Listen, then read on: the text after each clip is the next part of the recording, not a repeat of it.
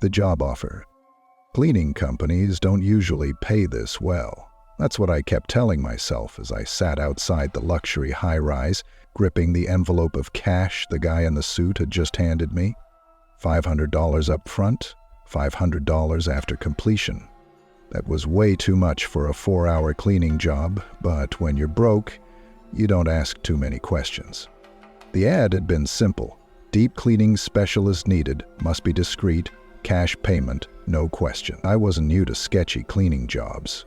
Sometimes people don't want their Airbnb messes reported. Sometimes it's rich assholes too lazy to pick up after a party. But this, something about it felt different. When I stepped into the building, I expected some run-down place filled with people who wanted to keep things quiet. Instead, it was top-tier luxury. The kind of place with polished marble floors, a silent doorman, and elevators so smooth you barely felt them move. That alone should have been a red flag. What kind of person in a place like this hires cleaners off Craigslist? The man who met me in the lobby looked important. Dark suit, slicked back hair, sunglasses even though it was nighttime.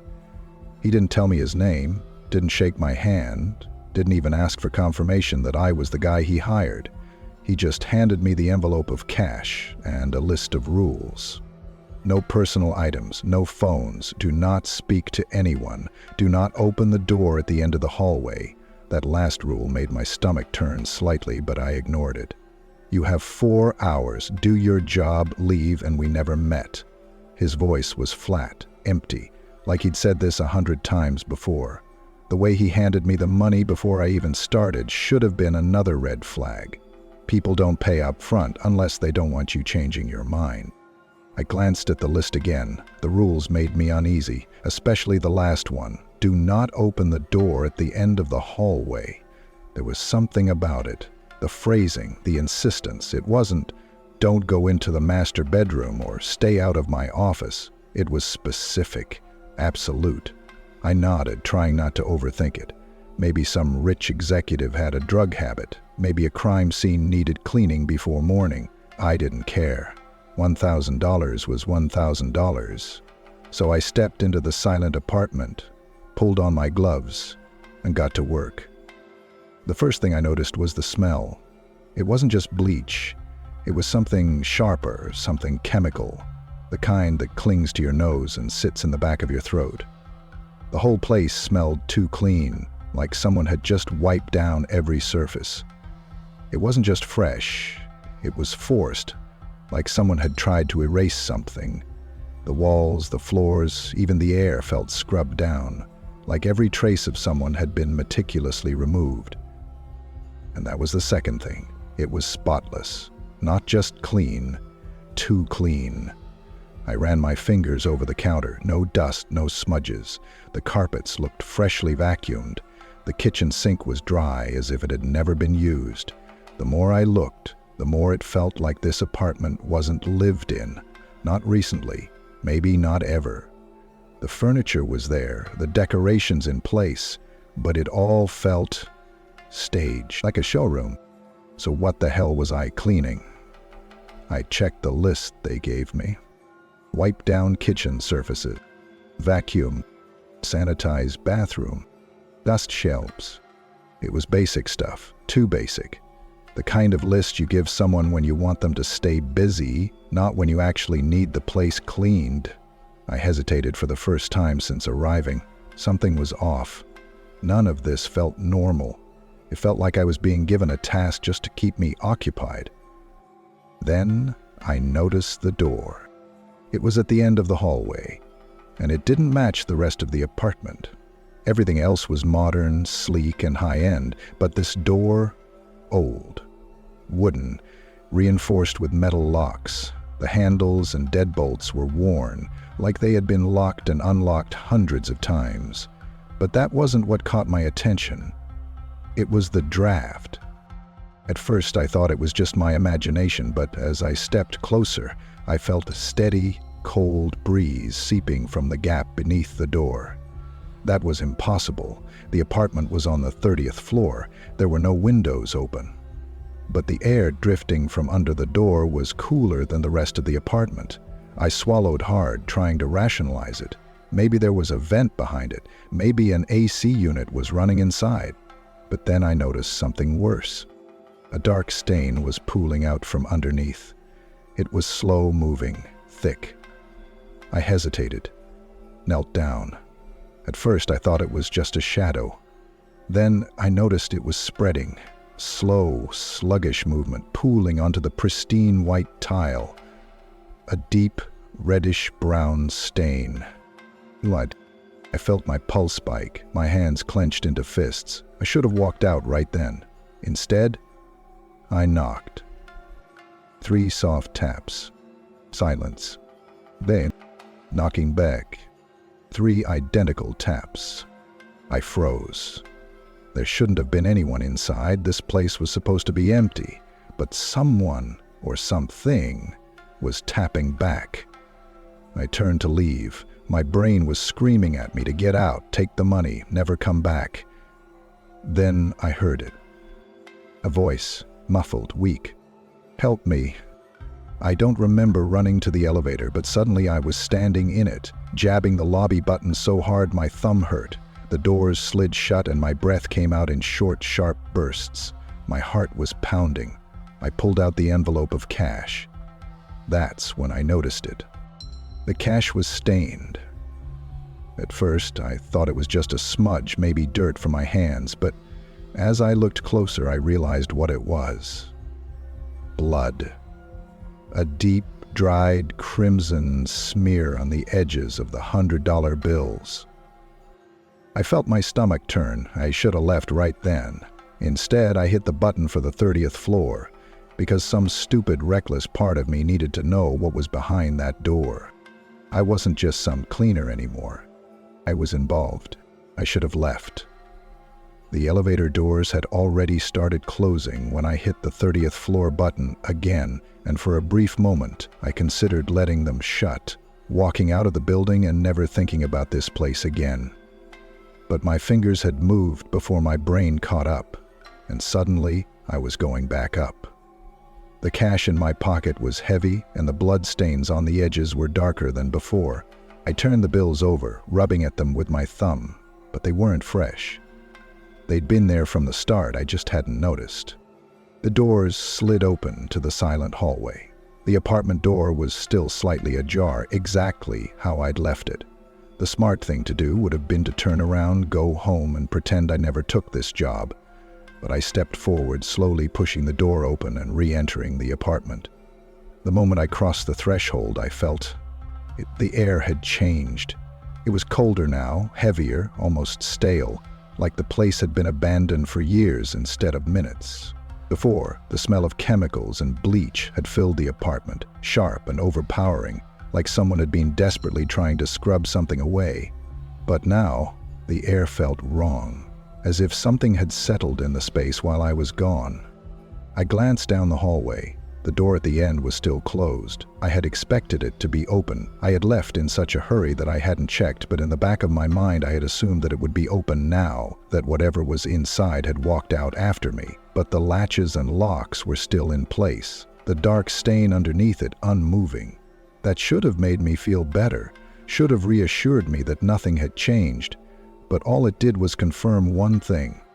If the door was still locked, then nothing had left, and if nothing had left, that meant something was still inside. I moved carefully, listening for any sound. The list of cleaning tasks was still crumpled in my back pocket, but I wasn't pretending anymore. I wasn't cleaning. I wasn't even working. I was investigating. My footsteps were quiet against the expensive flooring, every noise I made feeling like it echoed too much in the emptiness. I walked past the sleek modern kitchen, past the glass dining table with no chairs, past the living room that looked like a showroom, untouched and sterile. And then I reached the hallway again. The closer I got to the door, the colder the air became. It wasn't the normal kind of cold, not like an air-conditioned room or a chilly draft. It was the kind of cold that settled into your bones. The kind that felt like it didn't belong in a place like this. It made me shiver, not from the temperature, but from the fact that my body was telling me something was wrong. I hesitated, then pressed my ear against the wood. At first, nothing, just silence, but then just barely I heard it. Breathing. Shallow, ragged, slow. Someone was inside, and they were still alive. The logical thing to do would have been to call the police, but my phone was downstairs locked in my car because of the stupid no personal items rule. Even if I went down to get it, what would I say? That I was illegally trespassing in an apartment that was way too clean, and that the door I was specifically told not to open had someone locked inside? That I had taken a job from a man with no name and accepted a cash payment covered in blood? Yeah, that wouldn't go well. I stepped back and looked at the locks. There were 3 of them, all on the outside. Whoever had put them there hadn't been keeping people out. They had been keeping something in. I hesitated for only a second, then I started unlocking them. The first bolt was stiff, rusty despite everything else being spotless. It took some effort, but after a few seconds I got it loose and slid it back. The second lock was easier and I quickly unlatched it, feeling the cold from the gap underneath intensify. The third lock was different. It was newer, shinier. The keyhole looked freshly scratched, like it had been locked and unlocked recently. I hesitated, gripping the handle, wondering if I should just stop, but before I could talk myself out of it, I twisted the lock open. The second I did, the door moved slightly. Not by itself, just from the air pressure shifting. But something about that tiny movement sent a wave of nausea through my stomach.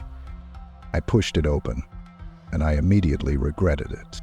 The room was small, not a storage closet, but barely bigger than a walk-in pantry. The walls were bare concrete, no paint, no decorations.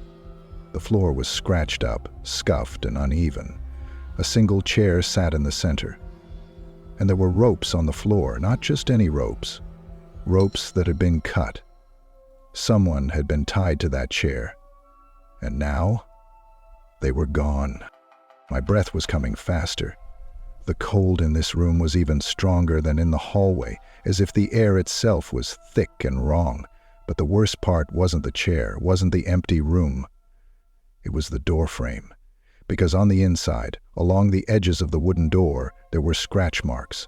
Not deep gouges, not random scrapes, deliberate marks. Like someone had been dragging their nails against the wood over and over, like someone had been trying to claw their way out. I took a step back, suddenly feeling very, very exposed. And that's when I heard it. Not from the room, not from inside the apartment, from right behind me. The soft creak of a floorboard shifting. Someone else was here. I didn't move. I barely breathed. The creak of the floorboard behind me sent a rush of cold fear down my spine, the kind that locks your muscles in place before your brain can even react. My skin prickled as I listened, waiting for another sound. Anything that could tell me who or what was standing there. But the silence stretched, deep and unnatural, like the apartment itself was holding its breath. My heartbeat pounded in my ears, a steady rhythm against the oppressive quiet. And for a moment I considered that maybe I had imagined it. Maybe my nerves were getting the best of me, twisting shadows into figures, turning distant sounds into something closer. Slowly, carefully, I turned my head, just enough to glance over my shoulder. The hallway was empty. The space between me and the front door was just as I left it. But that didn't mean I was alone. My pulse pounded against my temples as I strained my ears, waiting for another footstep, another shift in the air. Nothing. But that didn't ease the weight in my chest. If anything, it made it worse. The silence now felt purposeful, intentional, like whatever had made the noise was waiting for me to make the next move. I turned back toward the open door. The small windowless room was still empty. The chair was still in the center. The cut ropes were still coiled loosely on the floor. But the air inside felt colder, heavier than before, like stepping into a space that had been sealed off for far too long. The scratches along the inside of the door frame stood out starkly in the dim light. Long, deliberate gouges, etched over and over, as if someone had spent days, maybe even weeks, clawing at the wood. My stomach twisted at the thought. How long had they been trapped inside? And more importantly, where were they now? I needed to leave. Every rational thought in my head screamed at me to turn around, walk out, and never look back, but my body refused to move. Some stupid, reckless part of me needed to know the truth, needed to see with my own eyes what was happening here. I stepped fully inside, and the moment my foot crossed the threshold, a sharp drop in temperature made my breath hitch. My body reacted before my brain did, my hands clenching into fists as the cold wrapped around me like a vice. It wasn't just the temperature. It was something else. Something unnatural. The air felt too still, too thick, as if the space itself resisted my presence. I took another step forward, scanning the tiny room. Nothing, no vents, no air conditioning, no explanation for why it felt 10 degrees colder inside than the rest of the apartment. I crouched near the chair, my eyes moving to the ropes on the floor. They weren't just cut, they had been frayed, like someone had been twisting and pulling at them for days before they finally broke free. My stomach churned. How long had they been trapped in here? And why had they been locked away in the first place? The idea made my skin crawl. Had someone put them here for a reason? Were they dangerous? Or worse, had they escaped only for something else to take their place? I reached out, fingers hovering over one of the frayed strands, when... thud. I snapped my head up, heart slamming into my ribs. The sound had come from somewhere in the apartment. Not behind me, not the hallway. The kitchen. My body moved before my brain could catch up.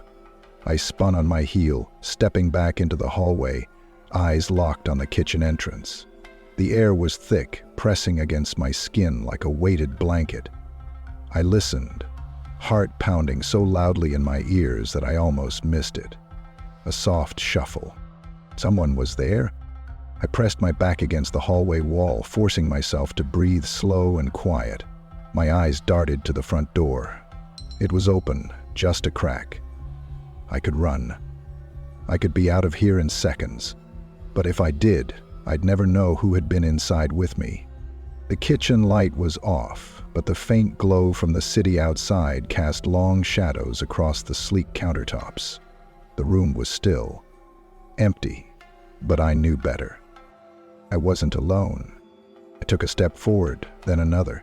The floor was silent beneath my weight, but the hairs on my arms stood on end. I reached the doorway, gripping the frame tightly as I leaned just enough to peek inside. Nothing. No movement, no figure standing in the dark, just an empty kitchen, exactly how I had left it. Then I noticed the fridge. The door was open an inch. I knew for a fact it had been closed when I first entered the apartment. My throat tightened as I stared at it, the cold air leaking out and mixing with the already frigid atmosphere. I took another step forward, reaching out with a shaking hand. Click. The fridge door swung open on its own. I staggered back, my breath catching in my throat. The fridge was completely empty. No food, no shelves, just a bare, hollow interior. But there was something inside. A single piece of paper stuck to the back wall. I hesitated before reaching in, my fingers brushing against the cold metal as I grabbed it. The paper was stiff, slightly damp from the fridge's moisture. When I turned it over, I felt my stomach drop. It was a photograph of me, standing in the hallway from a few minutes ago. My grip tightened around the photo as a wave of nausea rolled through me. This wasn't possible. I had been alone when I entered the apartment. I hadn't seen cameras, hadn't heard a phone, hadn't felt anyone's presence. But someone, something, had taken this picture, and they had left it for me to find. I flipped the photo over, hoping for some kind of explanation. There was no date, no writing, nothing except a dark fingerprint smudged into the corner. My breath hitched as I stared at it, realization settling into my chest like a block of ice. This wasn't old. It wasn't something left behind by the person who had been tied to the chair. This was recent, and whoever had taken it was still here. I dropped the photo, my legs finally unlocked, and I spun on my heels, sprinting toward the front door. I didn't care about the job, about the money, about the questions still unanswered. I just needed to get out. I reached for the handle. The door slammed shut in my face. I barely had time to react before the locks clicked back into place. 1, 2, 3. From the inside. I yanked at the handle, but the door wouldn't budge. The locks had slid into place from the inside, one after another, as if someone or something had locked me in. My breath came fast and shallow as I pressed my shoulder against the wood, my pulse hammering against my ribs. I twisted the handle again, harder this time, rattling it so violently that the entire doorframe shook. Nothing. My body felt like it had been plunged into ice water, the realization settling deep in my chest. I wasn't locked in by accident. Someone didn't want me to leave. I forced myself to back up, sucking in deep breaths to keep the panic from clouding my thoughts. There had to be a way out. The front door wasn't the only exit. There were windows, the balcony, maybe even a fire escape. I just had to keep my head on straight. But that was easier said than done when every instinct in my body was screaming at me that I wasn't alone. The air in the apartment felt different now, heavier than before. The silence wasn't just empty. It was watching me. I could feel it pressing down on my skin, crawling up the back of my neck like the slow drag of invisible fingers. My stomach clenched as my mind whispered the one thing I didn't want to admit. Someone is in here with me. I turned slowly, scanning the apartment. The hallway was empty. The kitchen was exactly as I had left it. The fridge door still hanging open, the photograph still on the floor. The lights flickered once, just for a second, before stabilizing again, casting long, uneven shadows against the walls. My own breath was the only sound, and then I heard it. A whisper. Soft, muffled, just barely audible, like someone speaking from another room. But it wasn't a voice, it was something else. Something wrong. It didn't have the cadence of speech. It was a sound pretending to be a whisper, but the more I focused on it, the more I realized it was just breath. Slow, wet, close. Too close, I whirled around. Nothing. The apartment was still empty, wasn't it? I forced myself to move. Staying still was a death sentence. I needed to find another way out. The windows, the balcony, something. My feet carried me toward the living room, every muscle in my body tense, my ears straining for the faintest noise. The windows stretched from floor to ceiling, revealing the endless sprawl of the city below. I grabbed the nearest handle and pulled. Locked. I moved to the next one. Locked. I tested every single window, my frustration growing with each one. All of them were sealed. It was only now that I realized I had never checked. I had walked into this apartment assuming I could leave whenever I wanted. But I couldn't. Then I remembered something. The balcony. I turned sharply, moving toward the sliding glass door at the far end of the room. My hands were slick with sweat as I grabbed the handle and pulled. Nothing. It didn't move an inch. I jiggled it, tested the lock, but it was completely stuck. The entire door frame shuddered against the force, but it refused to open. My chest tightened as I took a step back, my pulse hammering against my ribs. I was trapped. A deep, sinking dread settled into my gut. The apartment had been clean, too clean. But I hadn't noticed this part before, how every exit was already sealed, how there was no way out even if I had wanted one from the start. The realization was slow, creeping into my thoughts like a tide rising over dry sand. The locks weren't to keep people out. They were to keep me in. A sharp thud came from behind me. I spun around so fast I nearly lost my footing, my back pressing against the cold glass of the balcony door. My eyes darted around the room. Where did it come from? My chest rose and fell with rapid breaths, my heartbeat hammering in my ears. The thud had been inside the apartment. The sound came again. Not a knock, not a shuffle.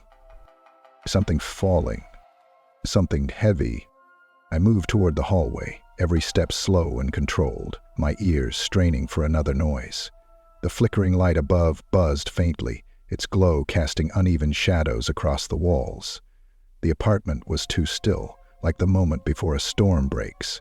My mind raced through possibilities. A falling picture frame? A loose shelf?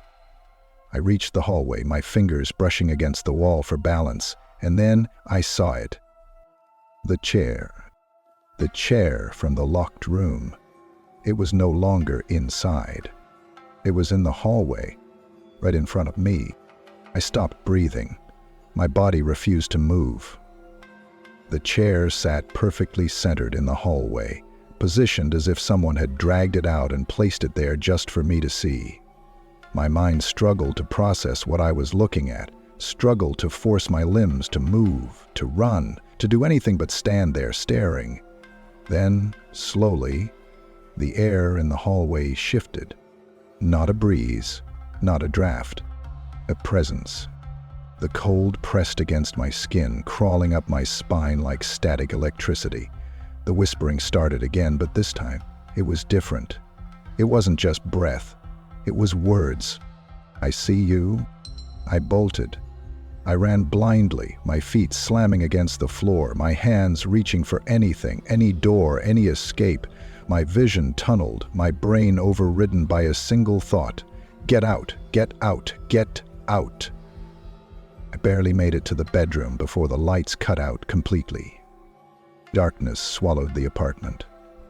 I skidded to a stop, my body pressed against the bedroom doorframe, my breath coming in short, panicked gasps. The silence was absolute. I couldn't see my own hand in front of my face.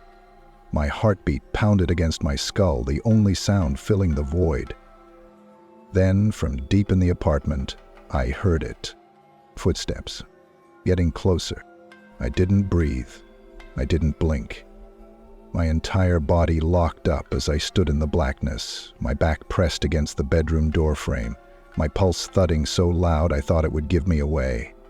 The footsteps were slow, steady. They didn't echo like normal steps on hard wood. They were soft, deliberate, wrong. Each one was measured, as if whatever was out there knew I was listening, knew I was trapped, knew I had nowhere to go. I squeezed my hands into fists, nails digging into my palms as I willed myself not to panic. The darkness was absolute. The air was thick, suffocating, pressing down on me like something alive. I tried to focus on the sound, on where it was coming from, but it was impossible to tell. Every second felt stretched, warped, like time itself had slowed to force me to sit in this moment, in this fear, unable to move, unable to do anything except listen. And then the steps stopped, right outside the bedroom door. I bit my lip hard enough to taste blood. It was there, right in front of me, but I couldn't see it. The silence stretched impossibly long, stretching my nerves to the breaking point, and then, breathing, not mine, slow, raspy, right in front of my face. I did the only thing I could. I ran. I didn't think, didn't hesitate, I just bolted. My shoulders slammed into the doorway as I launched myself forward, my hands outstretched as I stumbled blindly through the pitch-black apartment. I had no idea where I was going, no sense of direction, just a single, burning thought screaming in my skull. Get out, get out, get out. My shin smashed into something hard, sending me sprawling onto the floor. I barely caught myself, my hands scraping against the wood as I gasped for breath. Where was I? My brain scrambled for a layout of the apartment. I had run straight ahead. That meant I should be near... My hands smacked against glass. The balcony door. I nearly sobbed in relief as I clawed at the handle. Locked. Of course it was locked. My fingers fumbled over it, searching for the latch, the lock, anything. Behind me, the air shifted. I felt it move, a presence drawing closer, pressing against my back like a shadow stretching toward me. I yanked the handle. Nothing. A floorboard groaned. I yanked harder. And then, a hand closed around my wrist. I screamed. I thrashed, kicked, fought like a trapped animal. My free hands swung wildly behind me, desperate to break free, but I hit nothing. There was nothing there, just that impossible, crushing grip on my wrist, cold and unyielding. My vision swam as I pulled, my strength draining fast. And then the lock clicked. The balcony door slid open an inch. That was all I needed. I threw myself forward, ripping my arm free as I tumbled onto the cold concrete of the balcony. My head slammed against the railing, stars bursting in my vision as I gasped for air. Behind me, the door slammed shut with an ear-splitting bang. I rolled onto my back, panting, my entire body trembling. The door was locked again. From the inside, I scrambled up, gripping the railing as I turned to face the apartment. Through the glass, the living room was completely dark. I could barely make out the shapes of furniture, the reflection of the city lights behind me. And then, something moved. A shape shifting in the darkness, tall, unnatural, twisting. It didn't step forward. It pushed forward, like something forcing its way through an invisible barrier. And even though I couldn't see its face, I knew it was looking at me, watching, waiting. A soft tap echoed against the glass, then another and another. Fingertips. Pressing against the inside of the balcony door, I backed away until the railing pressed into my spine. My mind was screaming, my body frozen between two impossible choices. Stay and face whatever was inside, or climb over the edge. 30 floors up.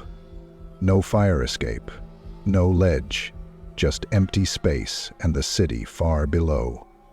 A soft creak pulled my eyes back to the glass. The door was unlocking itself. 1 lock. 2. 3. I acted on instinct. I grabbed the patio chair and swung. The glass shattered on impact.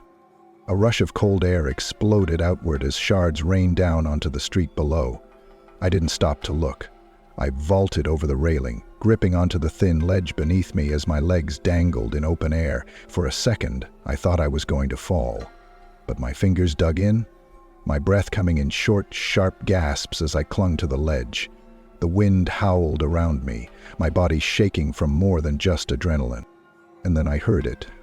That sound. That whispering breath. Right above me. Something was leaning over the railing. I didn't look. I couldn't. I swung my leg, kicking hard against the glass of the apartment next door. It cracked. I kicked again. Again. The third time it shattered, and I threw myself inside, crashing onto the floor. I scrambled up, ignoring the glass slicing into my hands. My vision swam as I sprinted for the front door. I didn't stop, didn't look back. I wrenched the door open, stumbled into the hallway, and kept running until my lungs burned. I don't remember how I got to my car. 1 second I was sprinting through the lobby, ignoring the concerned voices calling after me. The next I was on the highway, speeding away so fast I barely saw the road. My hands were shaking so badly I could barely grip the wheel. I didn't stop driving until the sun started to rise, and even then, I couldn't stop looking in the rearview mirror. Waiting. Expecting. Dreading. But nothing followed me. That was 3 weeks ago. I still have the cash. I never threw it away, even though I can't bring myself to touch it. Sometimes I catch myself staring at the envelope, at the dark stain on the corner, and I wonder if any of it was real. If I imagined it. But then 2 nights ago, something happened. I was lying in bed, staring at the ceiling, unable to sleep. And my phone buzzed, a picture message. No number, no name, just an image. A photo of me, standing in my bedroom, taken from inside the closet.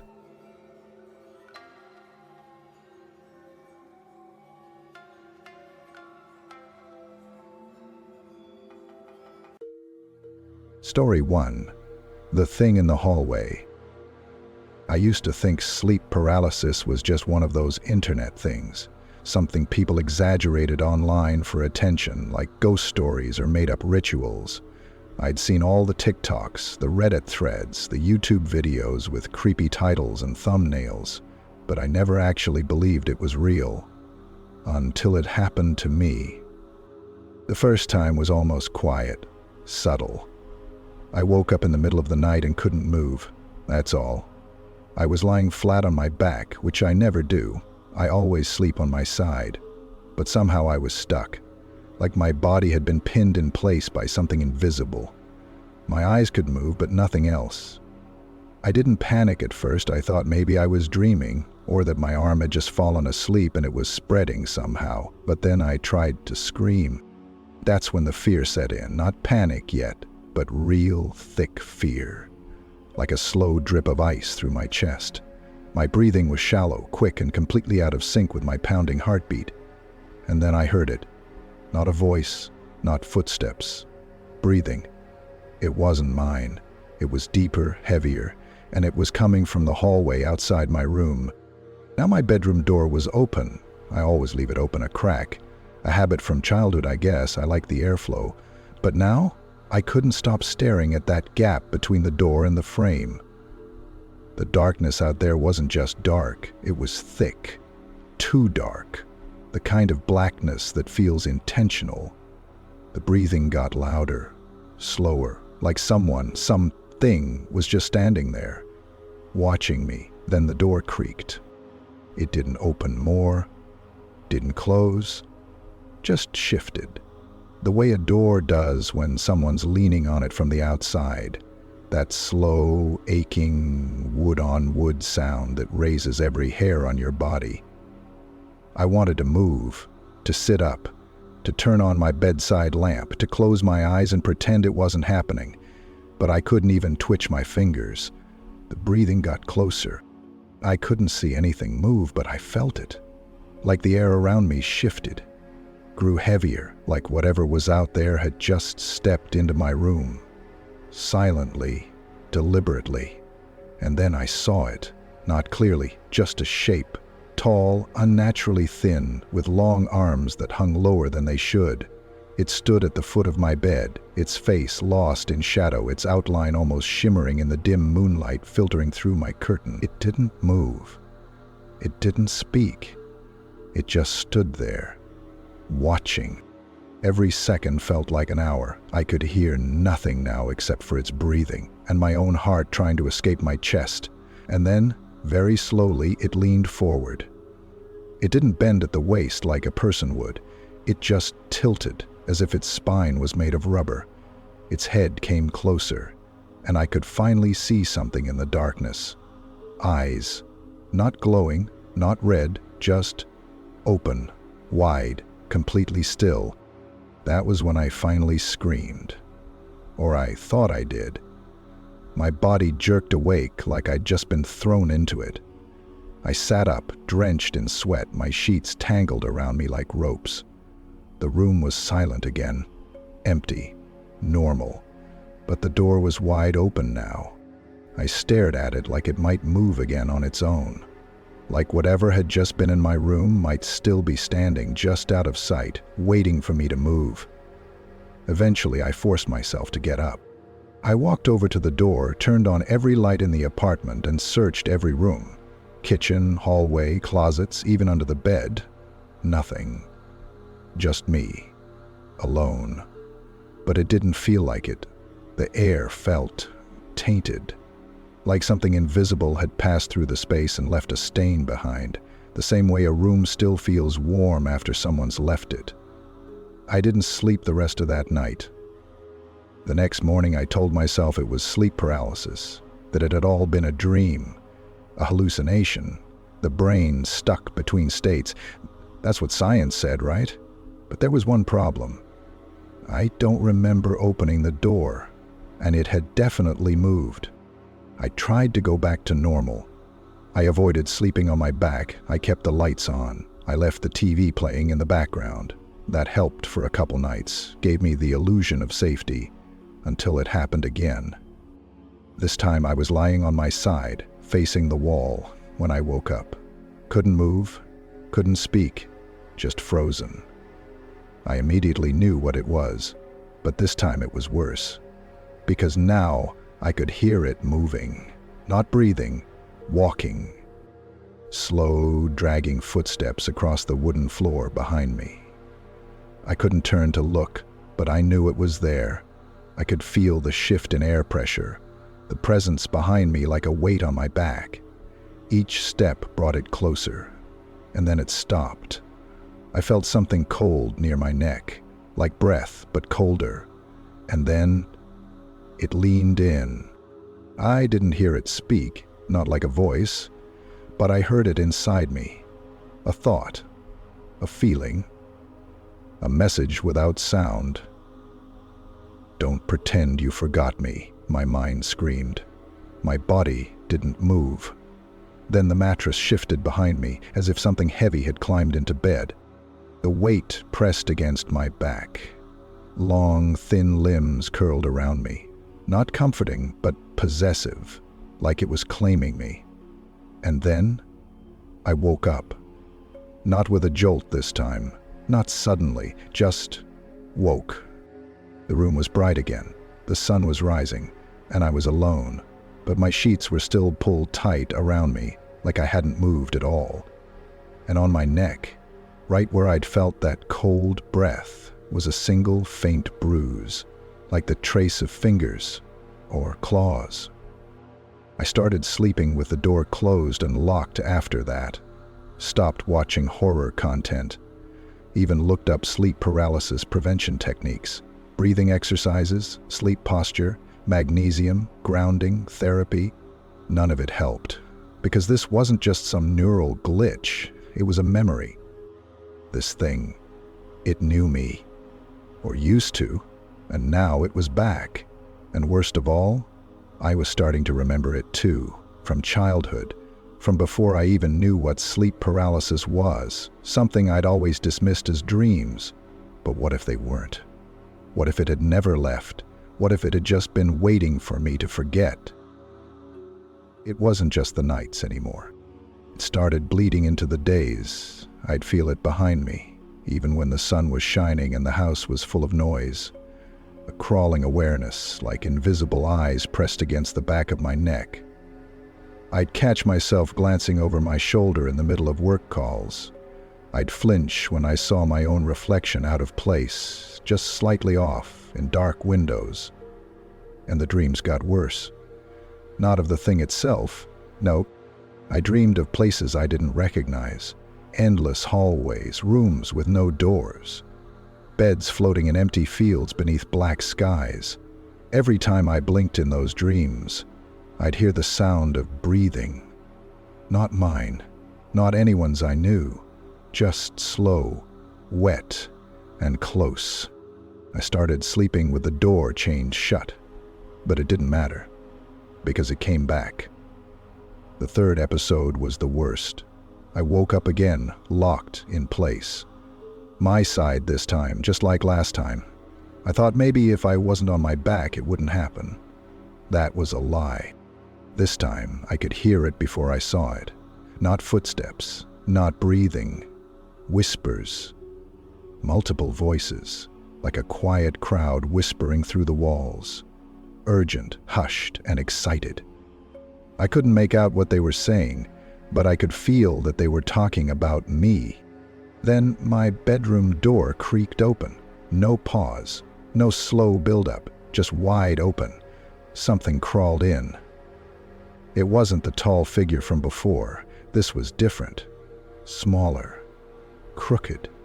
It moved on its hands, dragging its legs behind it like they were broken or useless.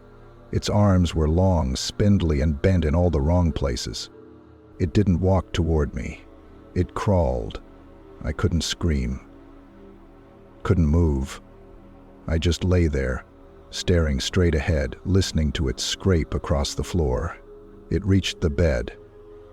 Then it climbed up. I felt the mattress shift again. Heavier this time, like something disgusting and wet had pulled itself onto the covers. I didn't look. I couldn't. But I felt it behind me, breathing, closer. Then, a hand, ice cold. It pressed a single finger against the back of my neck, and suddenly, I wasn't in my room anymore. I was back. Back in the room I had when I was a kid. Small, warm, familiar. But I wasn't alone in that memory. I was lying in that childhood bed, staring at the doorway, and it was there. The tall figure from my recent episodes. Same long arms, same blank, watching presence. But I remembered now. This wasn't new. It had been with me before. I'd just forgotten. Back then I thought it was a dream, a nightmare I grew out of. But I didn't grow out of it. I repressed it. And now it was back. Inside the memory, the figure stepped forward and whispered something, not in words, but in a thought I understood perfectly. You let me in once. You don't get to close the door again. And just like that, I was back in my real room. My body jerked violently, and I screamed. The lights were on, the door was closed, everything looked normal, except for my laptop, which had powered itself on. A document was open. It had 3 words typed across the center of the screen. Told you so. I moved out the next day. Different apartment, different city, different everything. I even threw out the bed, just in case. But it doesn't matter, because every time I close my eyes, I feel it behind me. Not watching, not waiting, just remembering. And eventually, it will want me to remember too.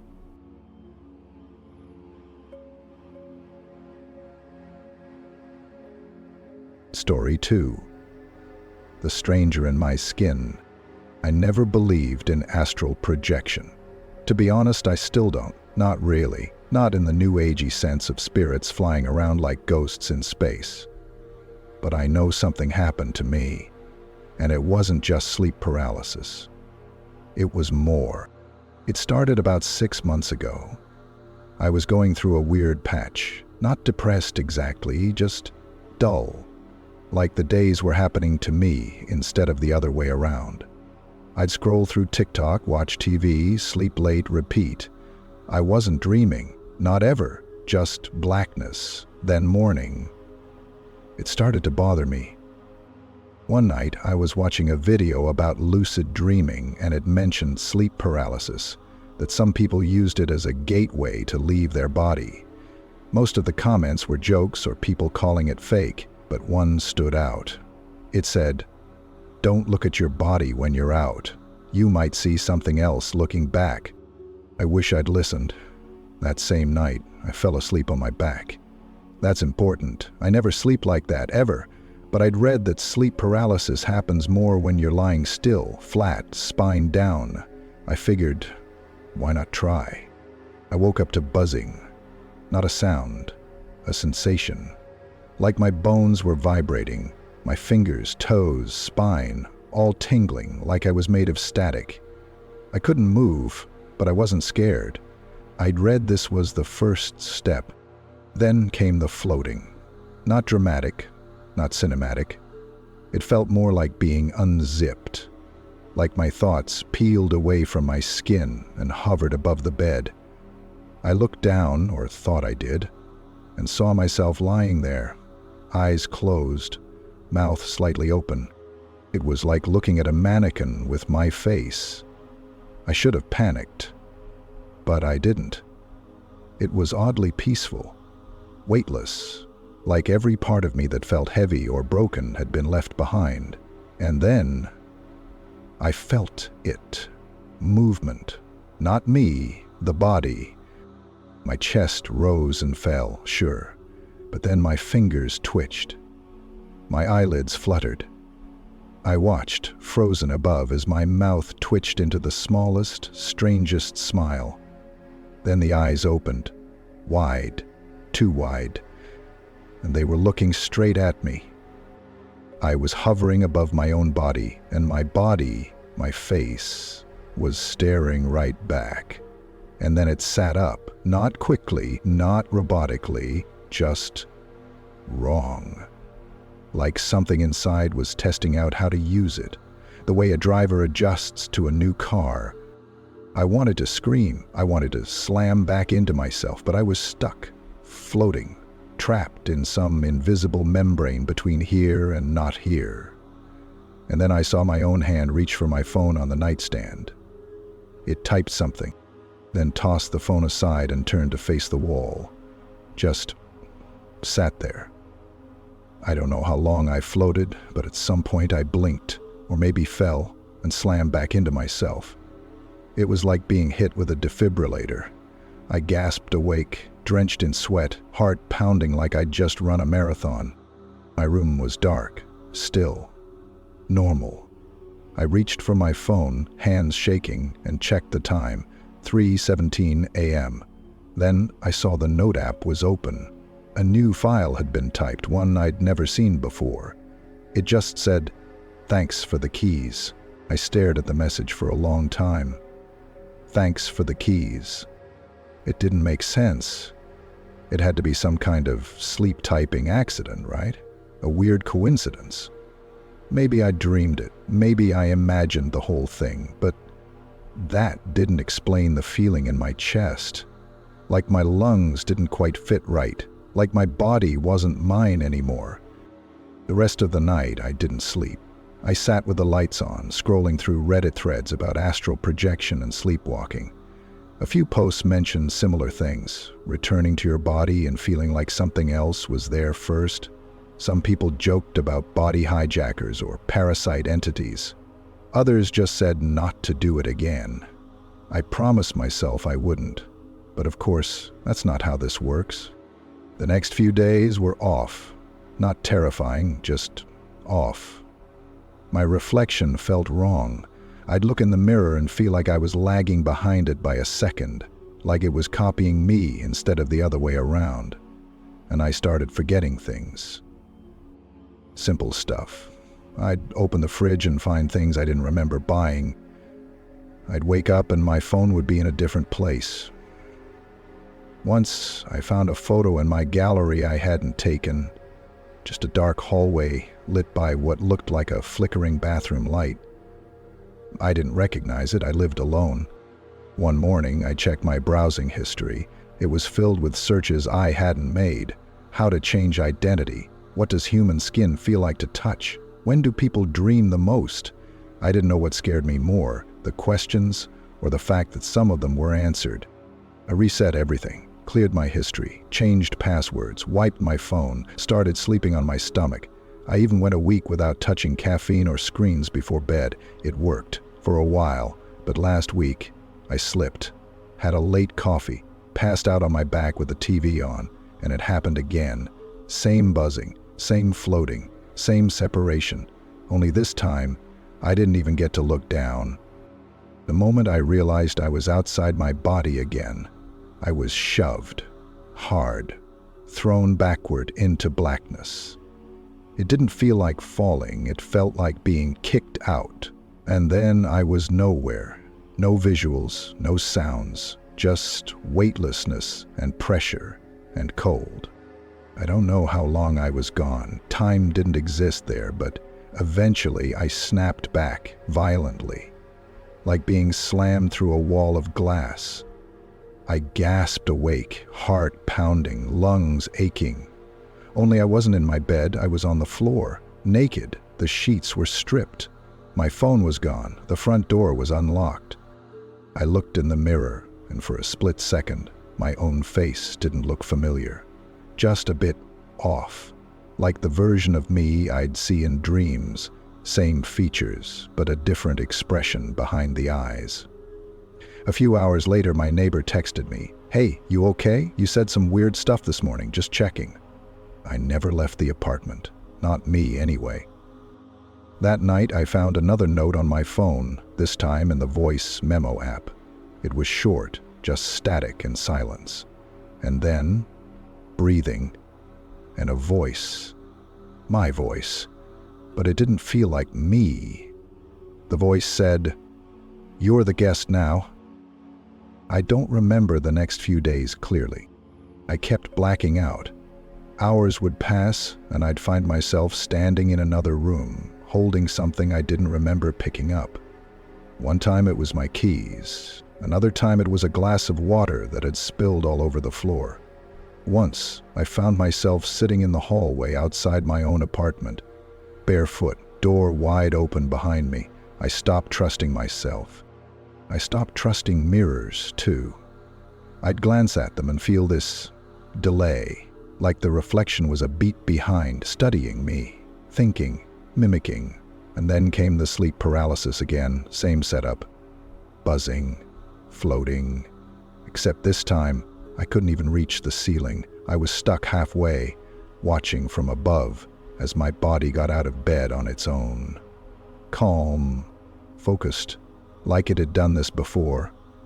I tried to fight it, tried to force myself back in.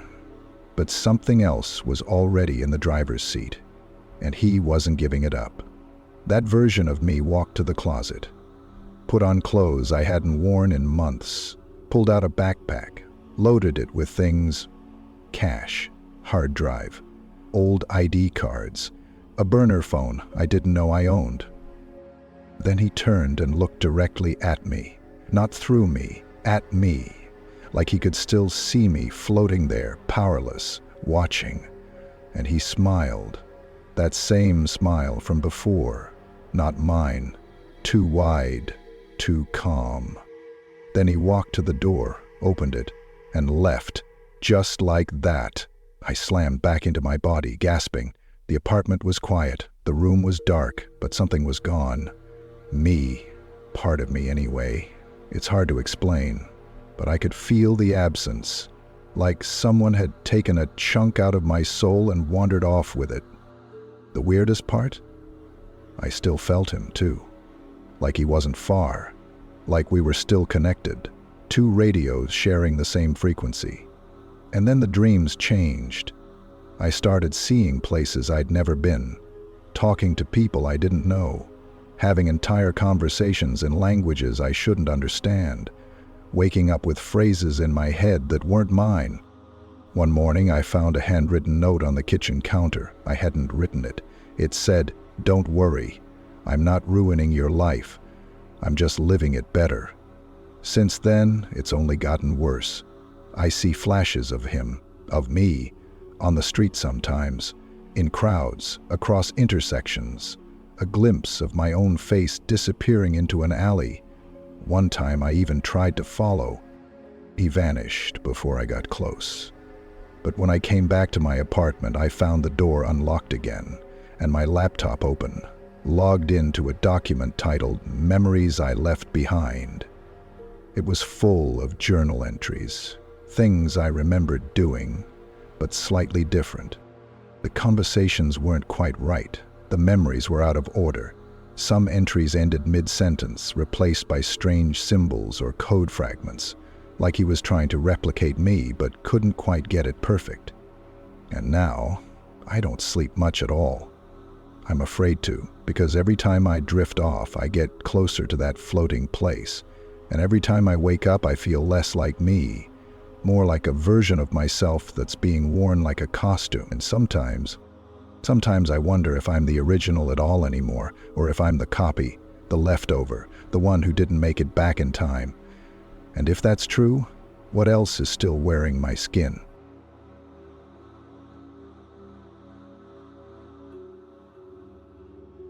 Story 3. What the Camera Saw. I started filming myself at night as a joke. It wasn't meant to be creepy. I just kept waking up exhausted, sometimes with weird aches and bruises I couldn't explain. A friend of mine joked I might be sleepwalking, and I figured it'd be funny to catch myself doing something stupid like dancing in my sleep or talking nonsense. So I set up an old phone on a tripod across the room, hit record, and forgot about it. The next morning, I woke up feeling like I'd been hit by a truck. My neck ached, my jaw was sore, and my shoulders felt like I'd been lifting weights all night. I opened the video, expecting to see myself tossing and turning. Instead, I saw this. Me, lying still for hours, perfectly still, like unnaturally still. I didn't shift, snore, scratch, even breathe visibly. I just lay flat on my back, like a mannequin, for 6.5 hours. Then, at exactly 3:41 a.m., something happened. My head turned, but not naturally. It was fast, a sharp jerk, like a twitch, or like someone had grabbed my chin and yanked it to the side. Then it turned back just as fast. That was it. The rest of the footage was just me lying there again, motionless. I tried to laugh it off, told myself maybe the video glitched, maybe the tripod got bumped, or maybe I had moved and just didn't remember it. Still, something about the movement bothered me. So I recorded again the next night, and the night after that, and every night I was still, until the fourth night. That's when everything changed. This time the video started the same, me lying in bed, not moving. At 3:17 a.m., my hand twitched. At 3:18 I sat up, but I don't remember sitting up. I watched the footage over and over, heart pounding in my chest, trying to convince myself it was normal, but it wasn't. I didn't just sit up, I snapped upright, fast, like something pulled me, and my head tilted, slowly, toward the camera. I stared at it, not sleepily, not confused, direct, focused, too focused. And then I smiled. The smile is what broke me. It wasn't my smile, not really. It was wider than I thought I could make. My eyes didn't blink, they just stared, locked into the lens like I knew someone would watch later. Then I got up, walked out of frame. I fast-forwarded. A full 23 minutes passed with no movement in the room. Then I walked back into frame, calmly, lay down in the exact same position I'd been in, and stayed like that until morning. I woke up sore and anxious, but I hadn't remembered a thing. I checked my phone. Nothing odd in my messages or browser history. No missed calls, no alarms. But something had changed, and I knew it. The next day, I didn't go to work. I couldn't. I sat in front of my laptop, watching the footage over and over again, pausing and rewinding every frame where I moved. The way I sat up, the way I looked at the camera, the way I smiled. It wasn't just unnatural, it was wrong. There was intention in it, like something inside me knew exactly what it was doing, and exactly how to freak me out later. I looked at the timestamp again, 3:17 a.m., same time I'd woken up sore and anxious. I scrubbed forward to when I returned to bed.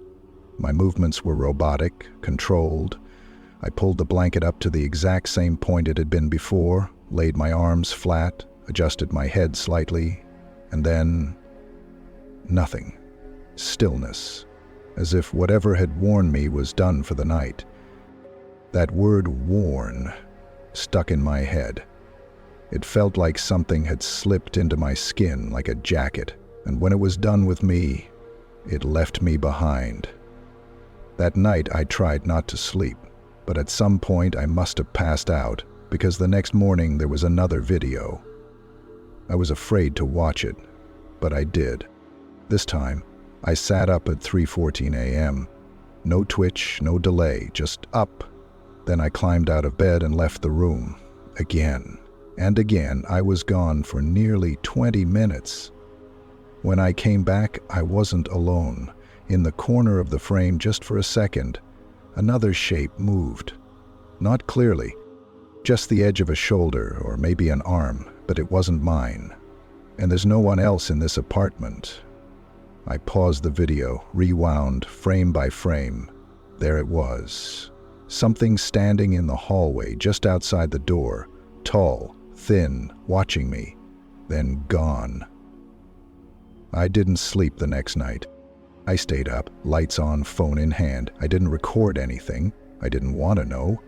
But just before dawn, I nodded off. Only for a second. That's what I thought anyway, until I woke up, checked my phone, and found a message in my drafts. I hadn't opened the messaging app. The draft had no recipient. Just one line. Almost done learning how to be you. I stopped recording after that night. I couldn't take it anymore.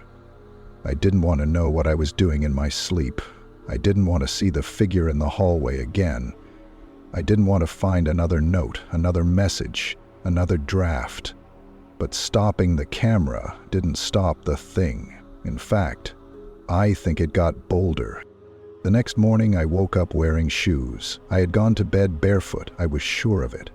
I remember peeling off my socks, pulling the blanket over my legs and lying down. But in the morning, I had on my old beat-up sneakers. They were muddy, and my keys were missing. I found them in my mailbox later that day, with no explanation.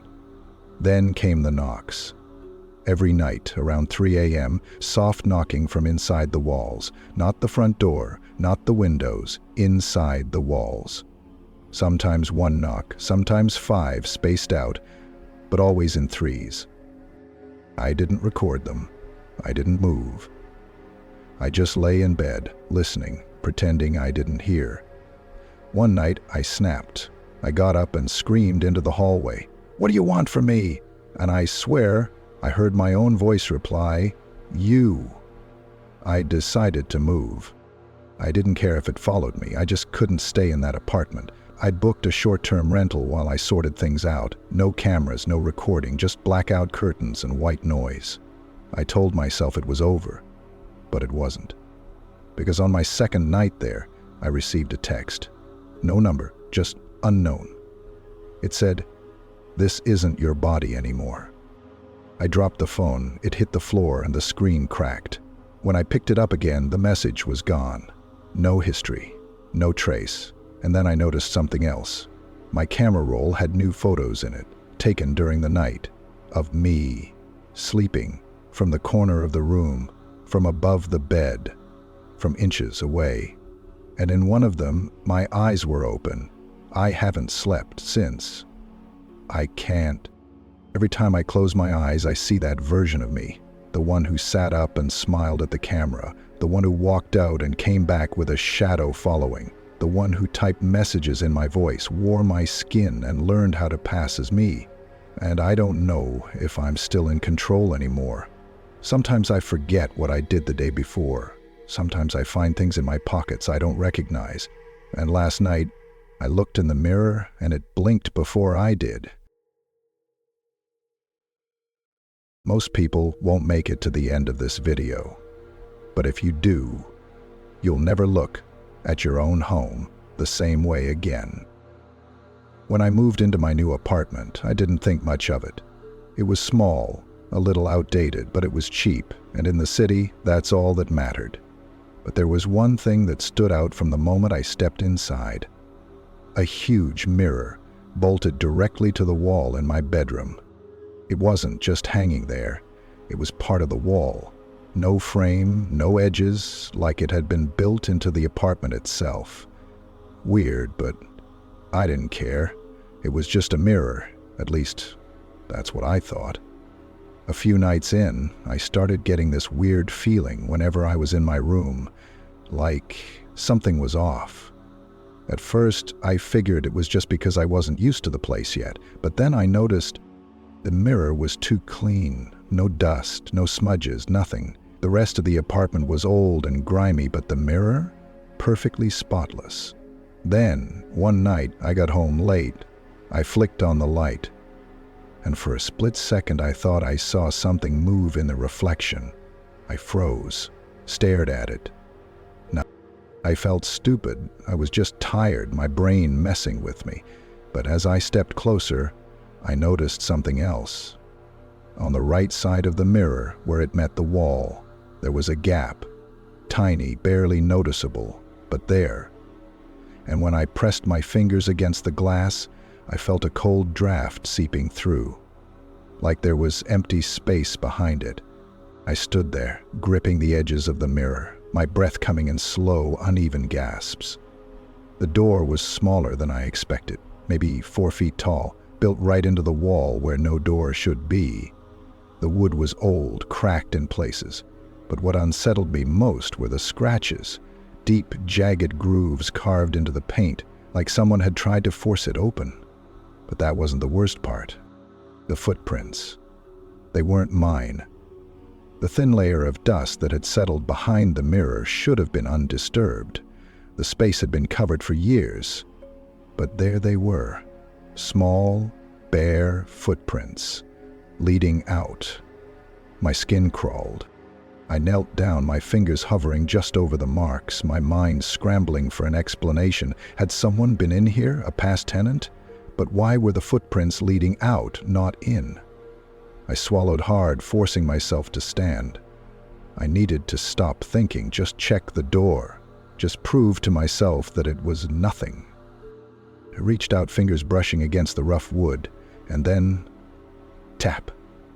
A single, soft tap against the door. From the other side. I staggered back so fast I nearly tripped over myself. My stomach lurched, my breath caught in my throat. The apartment was silent, but I knew what I heard. Something inside the wall had knocked back. My body went ice cold. The notebook slipped from my hands, landing with a dull thud against the dusty floor. The footprints, they weren't just leading into my apartment. They were still forming. The thin layer of dust in front of the crawl space was undisturbed. Until now. Right before my eyes, the faint impression of bare feet pressed into the floorboards. One, then another, moving away from the crawl space, moving toward me. I couldn't breathe. My legs locked in place, my hands numb, my chest tightening like a vice. Then, a sound. A slow, shuffling movement coming from my bedroom. My head snapped toward the doorway. My entire body screamed, "Move! Get out! Run!" But I couldn't. Something was in here with me. I reached for my phone, but my fingers fumbled, knocking it onto the floor. The screen flickered, casting a dim light over the room. And that's when I saw it, the mirror. It wasn't bolted to the wall anymore. It had been pushed forward. And in the dim reflection, I saw something standing behind me. That was terrifying, but this next story, it's the kind of nightmare that makes you afraid to babysit ever again. Babysitting is usually easy money. You sit in a house, watch TV, maybe heat up some mac and cheese while the kid sleeps. That's what I was expecting when I took this job. But when I got there, something felt off right away. The house was huge, 3 stories, pristine, the kind of place where people don't usually need babysitters. The parents greeted me at the door, super normal, nice even. The dad handed me a crisp $100 bill before I even stepped inside. "For your trouble," he said. I laughed. "I haven't done anything yet." The mom smiled, but it didn't reach her eyes. "Just follow the rules and everything will be fine." That's when she handed me the list. It was handwritten, but the ink looked smudged, like it had been rewritten several times. I unfolded it and read, "Put Max to bed at 8:30 sharp. If he asks for a story, say no. Lock the basement door. Don't open it, no matter what you hear. Do not cover the mirrors after 10 p.m. If the doorbell rings after midnight, do not answer it.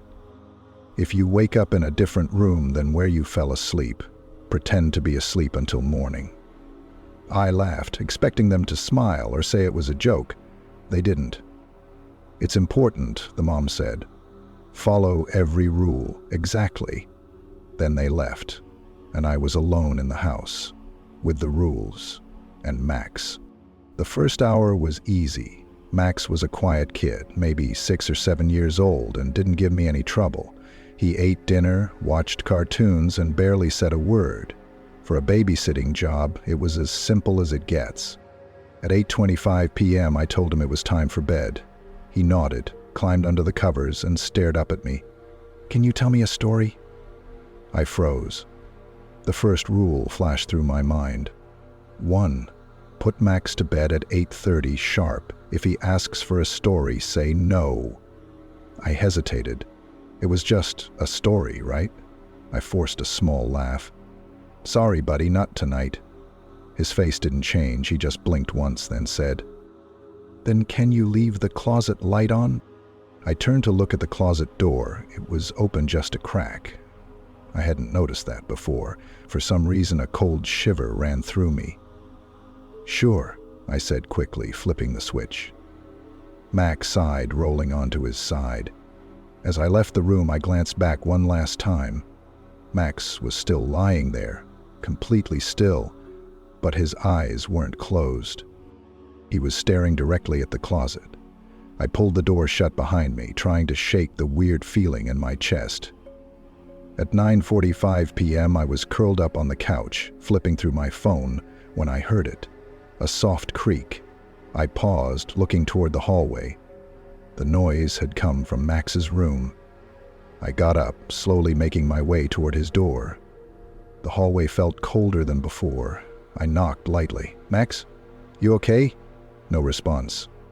I turned the knob and peeked inside, and my stomach dropped. The closet door was wide open. And Max? He was sitting up in bed, his eyes locked onto something inside the closet. His face was completely blank. "Max?" I whispered. "What are you doing?" He didn't move, didn't even blink. Then, slowly, he raised his hand and pointed into the closet, and in a voice completely flat, he said, "He's awake." For a second, I just stood there. Max sat motionless in bed, still staring at the open closet. His body was stiff, unmoving, like he was waiting for something. The only sound in the room was the faint hum of the nightlight, casting long shadows across the walls. I could feel my heart pounding in my chest. "Max? What do you mean?" He didn't answer. His small hand was still raised, pointing at something in the closet. I swallowed hard and took a slow, hesitant step forward. My breath was shallow, my skin cold with sweat. I forced myself to keep my voice steady. "There's nothing there, bud," I whispered, reaching for the closet door. "See? Just your—" Then I saw it. In the deep shadows inside the closet, just barely visible, something shifted. A shape hunched low to the ground. For just a second, I thought it was a pile of clothes, a bundle of forgotten blankets shoved into the corner. But then I saw fingers. Long, thin, pale as bone, curled along the floorboards like a spider's legs. My throat closed up, my entire body locked in place, and then it moved. Fast. A sudden lurch, a jerking movement that sent my stomach plummeting. I didn't think I'd just slammed the closet door shut so hard it rattled against the frame. Max still didn't move, didn't react, didn't even blink. "Max," I hissed, grabbing his arm, "we have to go." His head turned slowly, finally looking at me. His eyes were too wide, unblinking, and in the softest whisper he said, "You weren't supposed to see him." My blood ran cold. I yanked Max out of bed, my breath coming in sharp gasps as I dragged him toward the door. My pulse was roaring in my ears, drowning out every rational thought in my head. I didn't look back. I didn't need to. Because as I pulled Max into the hallway, I heard the closet door creak open.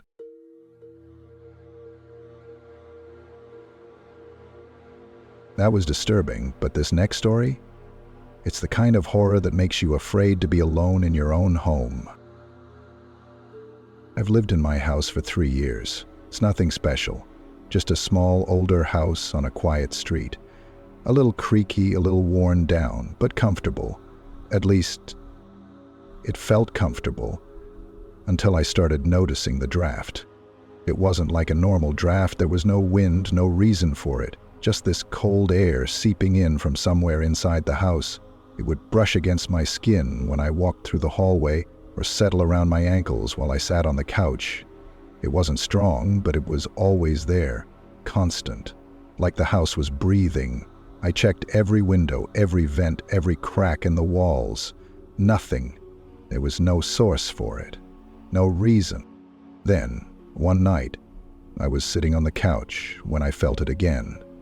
A soft, cold breeze brushing against the back of my neck. I turned around, expecting to see a window open. Instead, I saw my bookshelf. Something about it made my stomach twist. It wasn't anything unusual, a simple wooden shelf lined with old paperbacks and random knickknacks. But the draft, it was coming from behind it. I got up slowly, running my hand along the edges of the bookshelf. The wood felt solid, firm, nothing seemed out of place. But as I pressed my palm against the side, I felt something strange.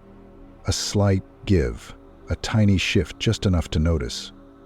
My heart started pounding. I pressed harder, and the entire bookshelf moved.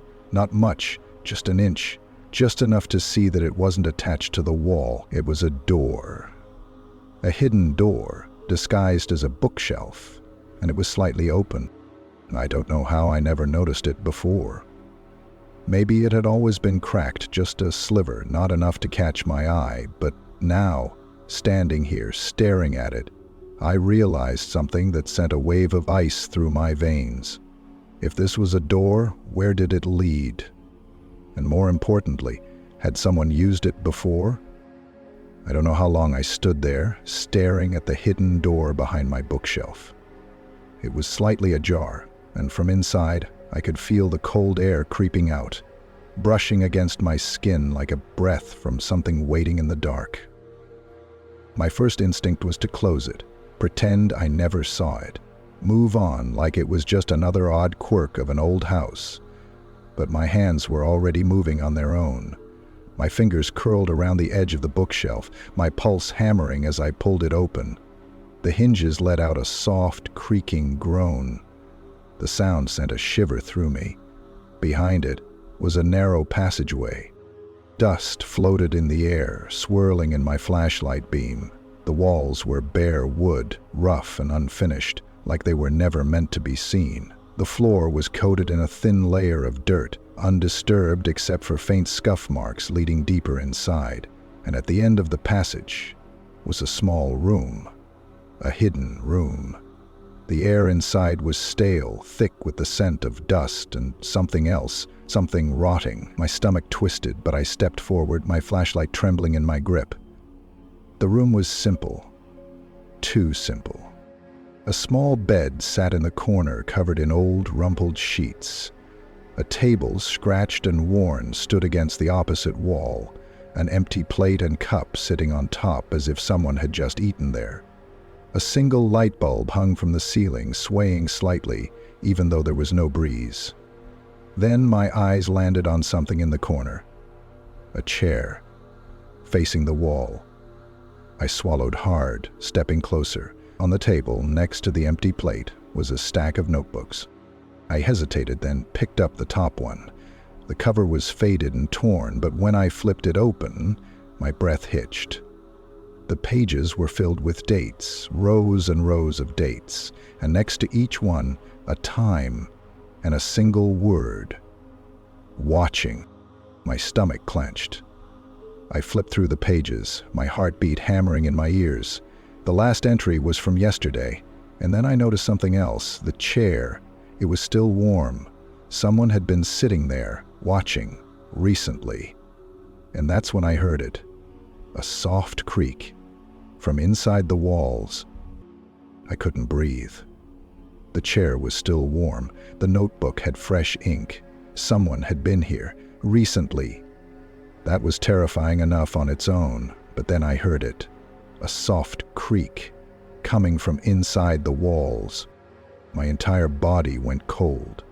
I turned, slowly, my flashlight shaking in my grip.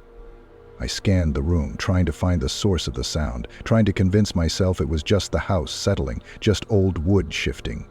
Then I saw it. A second door. Smaller, set low into the wall, barely visible behind the bed. I hadn't noticed it before, hidden in the shadows, but now I saw that it was slightly ajar. A dark tunnel stretched beyond it, too narrow for anyone to stand upright. I swallowed hard, my brain screaming at me to leave, to walk away and never look back, but my legs were already moving. I crouched low, peering inside. The passage was tight, barely wide enough for someone to crawl through. My flashlight beam flickered against the rough wooden walls, illuminating scuff marks. Scratches. The wood was worn down in places. Someone had been using this, regularly. I aimed the flashlight deeper into the tunnel. That's when I saw them. Handprints. Pressed into the wood, dozens of them. Some large, some small, some fresh. And then something moved. A shuffling sound deep in the tunnel, too far to see, but getting closer, my pulse slammed in my ears. I stumbled back, nearly dropping my flashlight. My hands were slick with sweat. My mind was screaming, trying to process what I had just seen. Then my eyes landed on the bed. It had been moved, not much, just slightly away from the wall, like someone had pushed it, like they had been coming into my house. Had they been watching me? From inside my own walls? I didn't wait to find out. I bolted, crashed through the hidden door, shoved the bookshelf back into place, hard hammering so hard I thought I was going to pass out. The next day I called a contractor and had the entire wall sealed shut. I don't know if it was just one person living in there or multiple, but some nights, even now, when the house is quiet, I still hear it. That soft creaking, like someone crawling.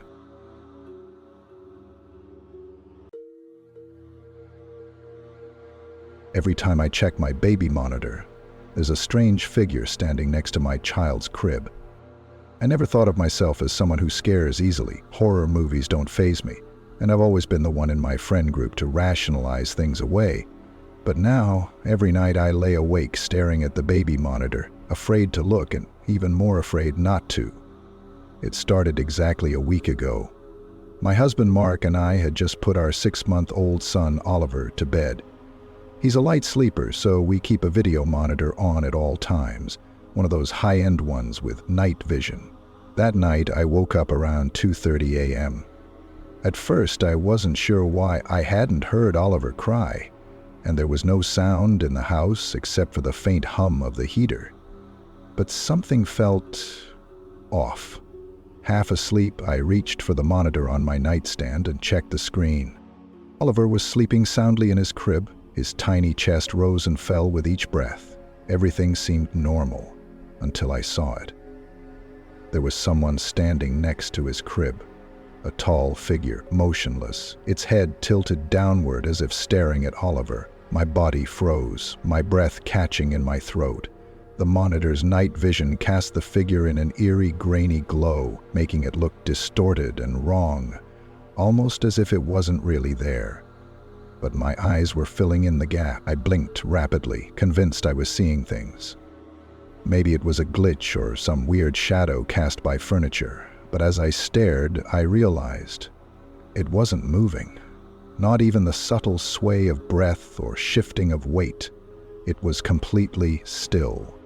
I gasped and shook my husband awake. "Mark, wake up! There's someone in Oliver's room." He groggily sat up, rubbing his eyes. "What? What are you talking about?" I turned the monitor towards him, but the figure was gone. The room was empty. Oliver lay there peacefully, his soft breathing the only sign of life. I wanted to believe I'd imagined it, that I was just tired, half dreaming, but something gnawed at me, deep inside. It felt wrong. So wrong that I stayed awake, staring at the monitor for another hour, waiting for it to happen again. Nothing. By morning, I had almost convinced myself it was a trick of the light, but the next night it happened again, and this time the figure was closer. The second night, I told myself I wouldn't check the monitor. I'd spent the entire day convincing myself that what I saw was just a trick of the light, a glitch, maybe even my own exhaustion playing with my head. The human brain fills in blanks, right? I had probably just seen a shadow cast by furniture. But that feeling of wrongness never really went away. It was worse the second night. I woke up again around 2:30 a.m. This time I felt it instantly, the sensation that someone was watching me. My body was tense before I was even fully awake, my mind already racing. I told myself not to look. I reached for the monitor anyway. Oliver was sleeping peacefully, just like the night before. But the moment I looked at the screen, my stomach dropped. The figure was there again. It stood in the same position, just beside the crib, facing downward like it was staring at my baby. But this time, something was different. It had moved. The first time, it was farther away. Tonight, it was closer. The grainy green glow of the night vision made it hard to make out any features, but I could see its shape more clearly now. Tall, unnaturally thin. It wasn't standing in a normal way. It looked almost slack, like its limbs weren't fully connected to its body. And then it shifted. Not like a normal person moving, not a slow, natural motion. It was sudden, like a glitch in a video, like it had teleported a few inches to the side. I let out an audible gasp. And then, for the first time, Oliver moved. He let out a soft whimper and shifted in his crib, like he was disturbed by something. The figure didn't react. I stared at the screen, my heart pounding in my ears, my breath caught in my throat. I needed to wake Mark up. I needed to check the room. I needed to do something. But then, as if it knew I was watching, the figure started to turn its head, slowly, painfully slow, turning toward the baby monitor, turning toward me. I dropped the monitor. By the time I grabbed it again, the screen was normal. The room was empty. I lay awake until morning, unable to close my eyes. I barely heard my husband's alarm go off. I barely noticed him getting ready for work. But as he kissed me on the forehead before leaving, he furrowed his brows. "Hey," he said softly, "you look pale. You okay?" I wanted to tell him everything, but before I could say a word, Oliver let out a loud, giggling laugh from his crib. My blood ran cold, because when I picked him up, his little handprints were pressed into the crib railing. But right next to them were a second pair, much larger. I didn't tell Mark about the handprints. I wanted to. I really did. But when I opened my mouth to say something, the words felt stupid, like something a paranoid, sleep-deprived mother would say. Maybe the bigger prints were mine. Maybe I had touched the crib and forgotten. That's what I told myself, but I didn't believe it. That night, I didn't want to check the monitor.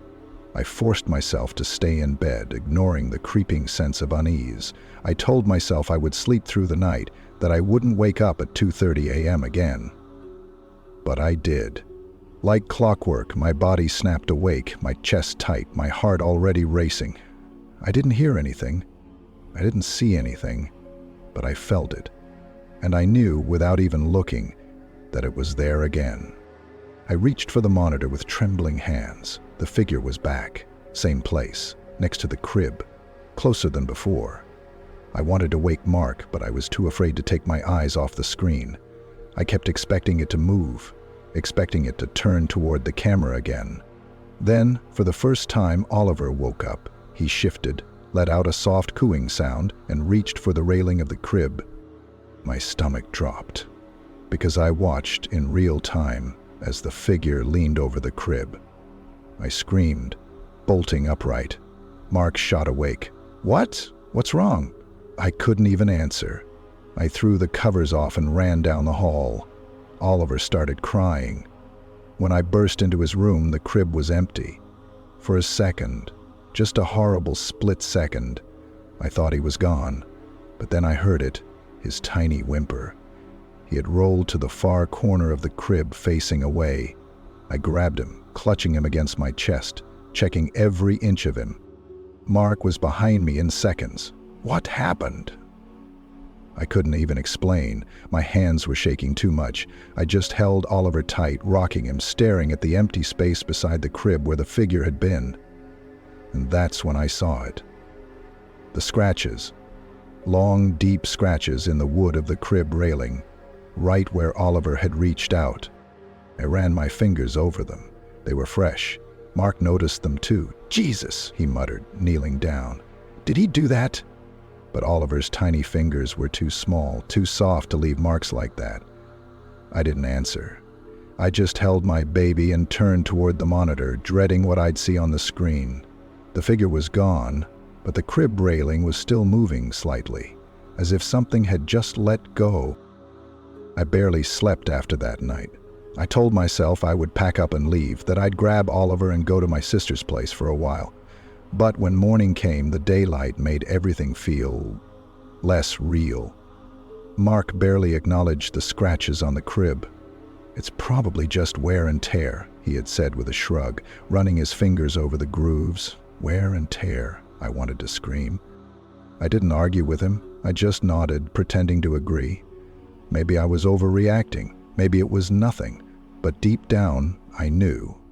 Something was happening in this house, and it wasn't done with us yet. That night, I didn't check the baby monitor. I refused to. I forced myself to lie in bed, my hands gripping the sheets, my body stiff with tension. Every part of me was waiting for 2:30 a.m. to roll around, waiting for that feeling to creep over me again, and it did. I don't know how I knew the exact moment, but my body felt it before my mind caught up. My chest felt tight, my throat dry, my skin prickling with the kind of cold that didn't come from the temperature. And then I heard it. A soft creak. Not from the monitor, from Oliver's room. I bolted upright, my heart pounding. Another creak. I didn't want to look. But I had to. I grabbed the baby monitor with shaking hands and turned it on. Oliver was in his crib, but the closet door was open, just barely, an inch, maybe two, enough to see the sliver of blackness beyond the frame, enough to tell that it hadn't been opened before. I sat frozen, gripping the blankets. Had I left it open? No, I would have noticed, I would have remembered. Then, the screen glitched, just for a second, and when it came back, the closet door was open wider. I felt bile rise in my throat.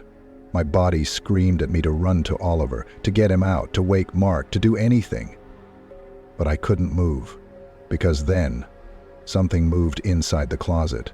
Not walked, not shifted, rose, like something had been crouching there, waiting, and it was standing up. I dropped the monitor.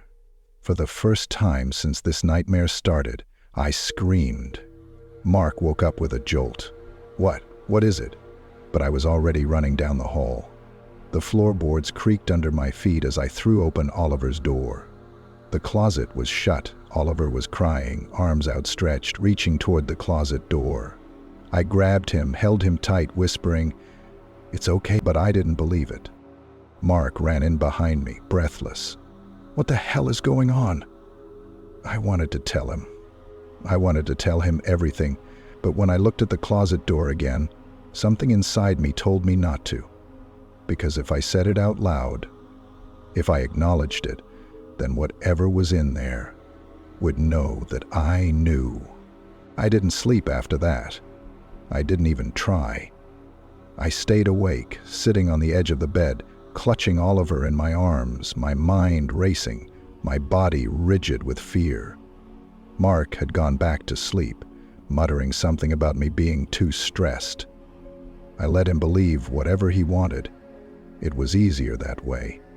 It was easier to pretend this was just exhaustion, just paranoia, just the overactive imagination of a sleep-deprived mother. But deep down, I knew the truth. Something was in that closet, and it was getting closer. By the time the sun came up, I had made my decision. We were leaving. I didn't care what Mark thought. I didn't care if I sounded crazy. I didn't care if I had to drive for hours with no destination in mind. Anything was better than staying here another night. I packed a bag for Oliver, threw my essentials together, grabbed my car keys and went to get him from his crib. But the moment I stepped into his room, I froze. The closet door was wide open, not cracked, not slightly ajar, wide open, gaping like a mouth waiting to swallow something whole. And this time there were scratches on the inside of the door, not small accidental marks. These were deep, jagged grooves, like something had been clawing to get out. I swallowed back the rising panic, forcing myself to move, forcing my legs to take me toward Oliver's crib. He was still sleeping peacefully, his tiny chest rising and falling, completely unaware of the nightmare unfolding around him. I reached for him. Creak. A single drawn-out sound, not from the monitor, not from the house settling, from inside the closet. My entire body locked up, my hand still hovering over Oliver. I turned my head slowly, my breath catching in my throat. The darkness inside the closet was wrong, too thick, too heavy, like it wasn't just the absence of light, but something alive, something pressing against the edges, waiting to spill out. The air in the room felt heavier, colder, suffocating, as if the walls themselves were closing in, and then, just as I took a step back, something moved inside. I didn't wait to see what it was. I didn't give it a chance. I snatched Oliver up and ran, bolting down the hallway, my pulse hammering so hard I could hear it in my ears. I didn't stop until I was outside, slamming the car door behind me, locking it, gasping for breath as I held Oliver against my chest. Mark didn't understand why I left. He called me over and over, demanding to know where I had taken Oliver, asking why I had left without saying anything. But how could I explain? How could I put into words the kind of fear that grips you so hard it leaves bruises on your soul? How could I make him believe that I wasn't just afraid of what I had seen, but of what might have happened if I stayed one more night? And then the worst part. That night, after hours of trying to rationalize everything, after convincing myself that maybe, just maybe, I was losing my mind, I finally let myself watch the baby monitor footage. I needed proof. I needed to know that I wasn't imagining things, that I wasn't just unraveling under the weight of exhaustion and fear. At exactly 2:30 a.m., the closet door opened. No hesitation, no slow creaking this time, just open. And then something crawled out. Not walked, crawled. Long, unnatural limbs jerked as it pulled itself onto 2 feet. It was tall, impossibly tall, but wrong. Its body shifted in ways that didn't make sense, like it was learning how to stand, how to exist in the space it had just emerged into. And then, after a few agonizing seconds, it turned. Not toward Oliver, not toward the crib, toward the camera, toward me. The screen glitched, distorting into static for a second, and when the footage came back, the closet was shut. The room was empty. Oliver lay sleeping, undisturbed, as if nothing had ever happened. But just before the feed cut out for good, in the final frozen frame, I saw it. The crib railing bent inward, as if something invisible had been holding on. I don't live in that house anymore. I don't use baby monitors anymore. And I never let Oliver's closet door stay open at night. Because some things aren't just in your head. Some things want you to believe they are, until it's too late.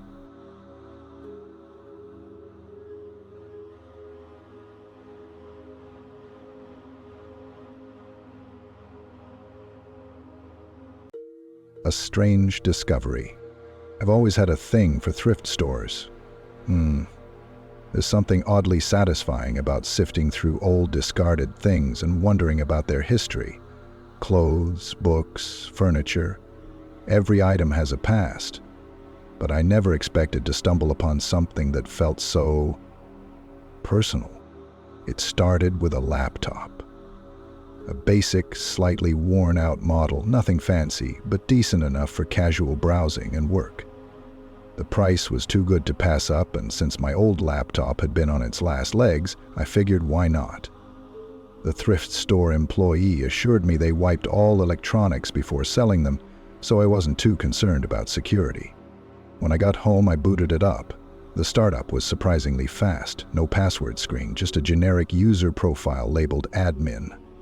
Strange, but I assumed the reset wasn't complete. Maybe the thrift store had just created a temporary account before selling it. Curiosity got the better of me. I opened the browser. And that's when things took a sharp turn into the unsettling. The search history was still intact. At first it was normal. News sites, social media, some tech forums. But then my stomach clenched, because there, in the middle of the list, were searches for my full name. And right below that, today's date. I felt a cold prickle down my spine. This had to be a coincidence.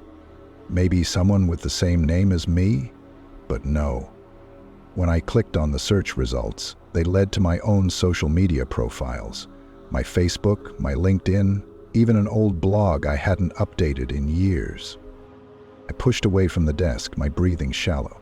Who had owned this laptop before me? And why had they been looking me up on this very device before I even bought it?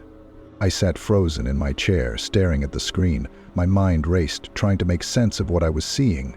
My name. Today's date. It wasn't possible. It had to be some kind of bizarre mistake.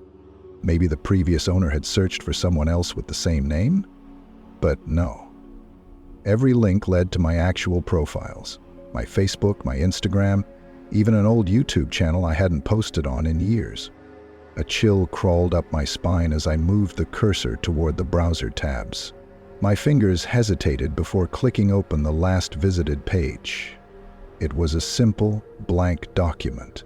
Just one line of text sat in the middle of the screen. "I've been waiting for you." I jerked back in my seat. My heart pounded in my ears. What the hell was this? I slammed the laptop shut and ran my hands through my hair, breathing heavily. I wasn't the paranoid type, but this was too much. Had someone tracked me? Was this some kind of elaborate prank? I grabbed my phone and texted my best friend, Ethan. "Dude, weirdest thing just happened. Bought a laptop from a thrift store. Someone was searching for me on it. Like, my actual name." A few seconds passed before the typing indicator appeared. "Ethan, lol, WTF. Are you serious?" Me, dead serious. There's also a message in a document. "I've been waiting for you." Ethan, that's some horror movie shit. Maybe it's haunted, lol. I tried to laugh, but it came out weak. I was too unsettled. I forced myself to open the laptop again. The screen flickered slightly as it powered back on. The document was gone, completely erased. I frowned. Had I imagined it? I clicked into the search history again, scrolling rapidly, and then I saw a new entry, one that hadn't been there before. "He knows you're here." My breath caught in my throat. My hands turned ice cold. I wasn't alone. I slammed the laptop shut again, my heart hammering. I could feel the cold sweat forming on my skin, my mind racing through every logical explanation. A prank? Malware? But how could someone be adding search entries and text in real time on a wiped laptop? I reached for my phone again, my hands shaking slightly as I texted Ethan. "Me dude." Another message just appeared. "He knows you're here." I didn't type it, I didn't even have the laptop open. The typing bubble appeared almost instantly. "Ian bro." That's messed up. Just wipe the whole thing? Factory reset everything? That was the logical thing to do. I exhaled and forced myself to calm down.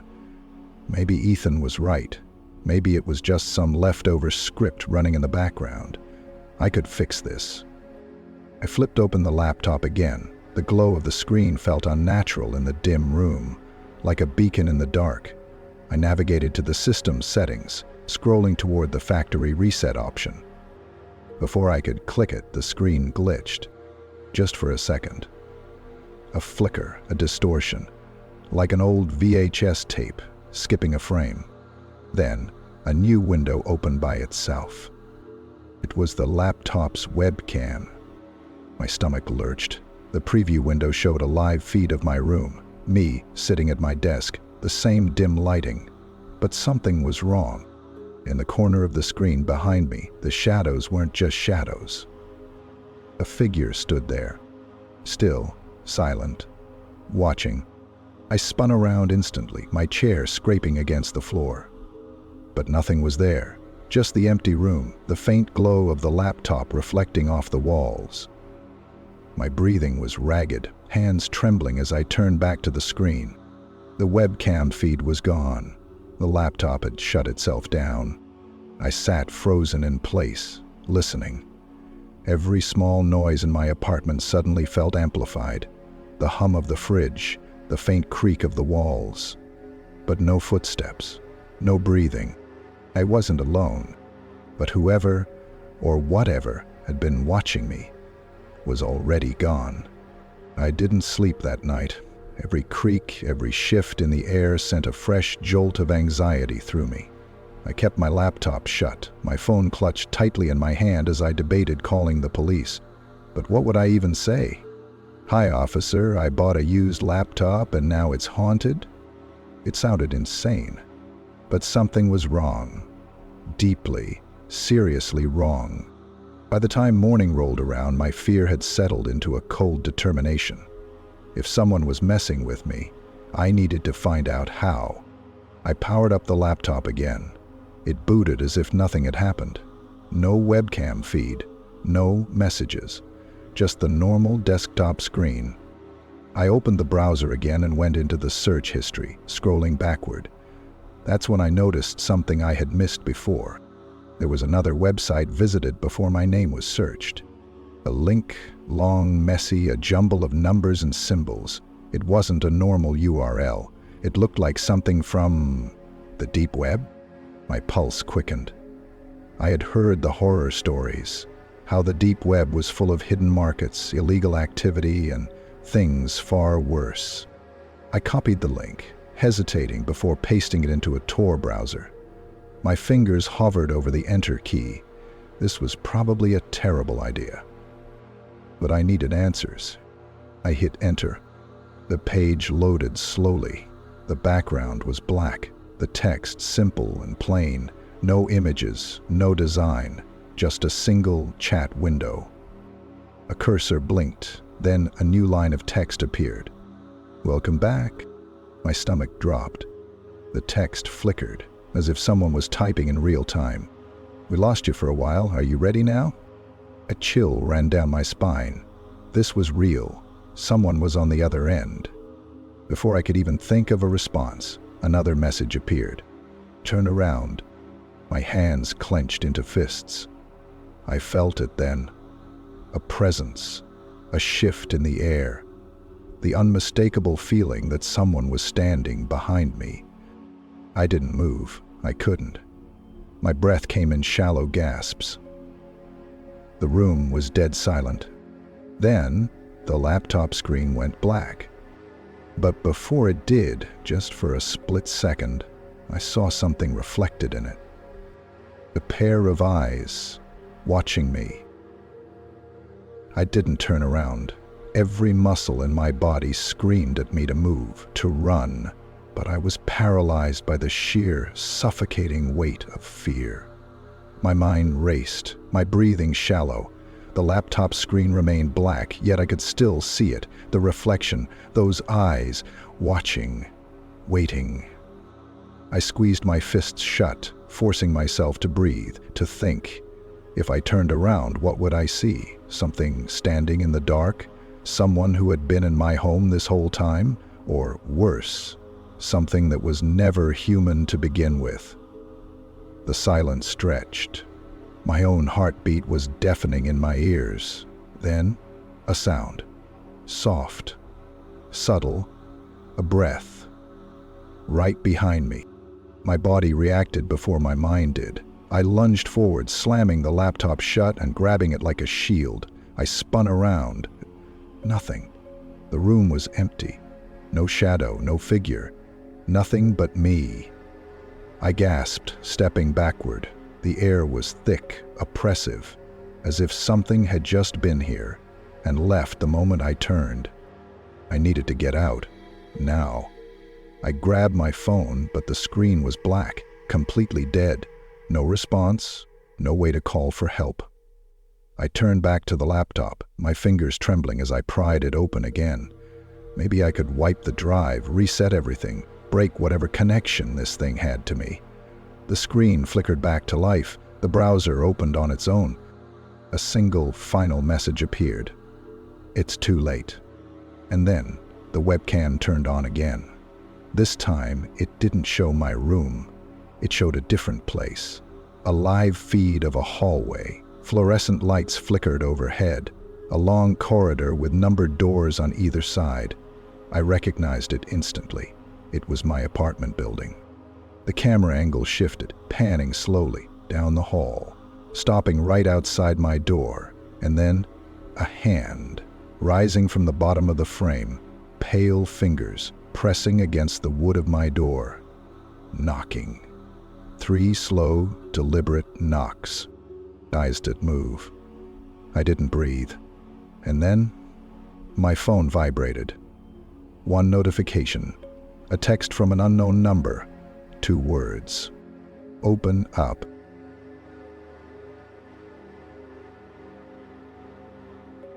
The photo. I wasn't the type to get easily creeped out. I had always been the kind of person who laughed at horror movies, shrugged off urban legends, and rolled my eyes at people who claimed their houses were haunted. I had seen too many poorly written horror tropes to take anything like that seriously. But last night changed everything. It started as just another boring evening. I was lying on my couch, half watching some random Netflix show while scrolling through my phone. My apartment was dimly lit, the only sounds being the occasional car passing outside and the soft hum of my fridge. It was one of those quiet, uneventful nights where you feel completely alone, but in a comforting way. That changed when I got the notification. New friend request, unknown user. I frowned. The name was just a jumble of letters. F5X9_B12. And the profile picture was just a black circle. No posts, no mutual friends. Normally I would have ignored it, but something about it felt off. A private account with zero information?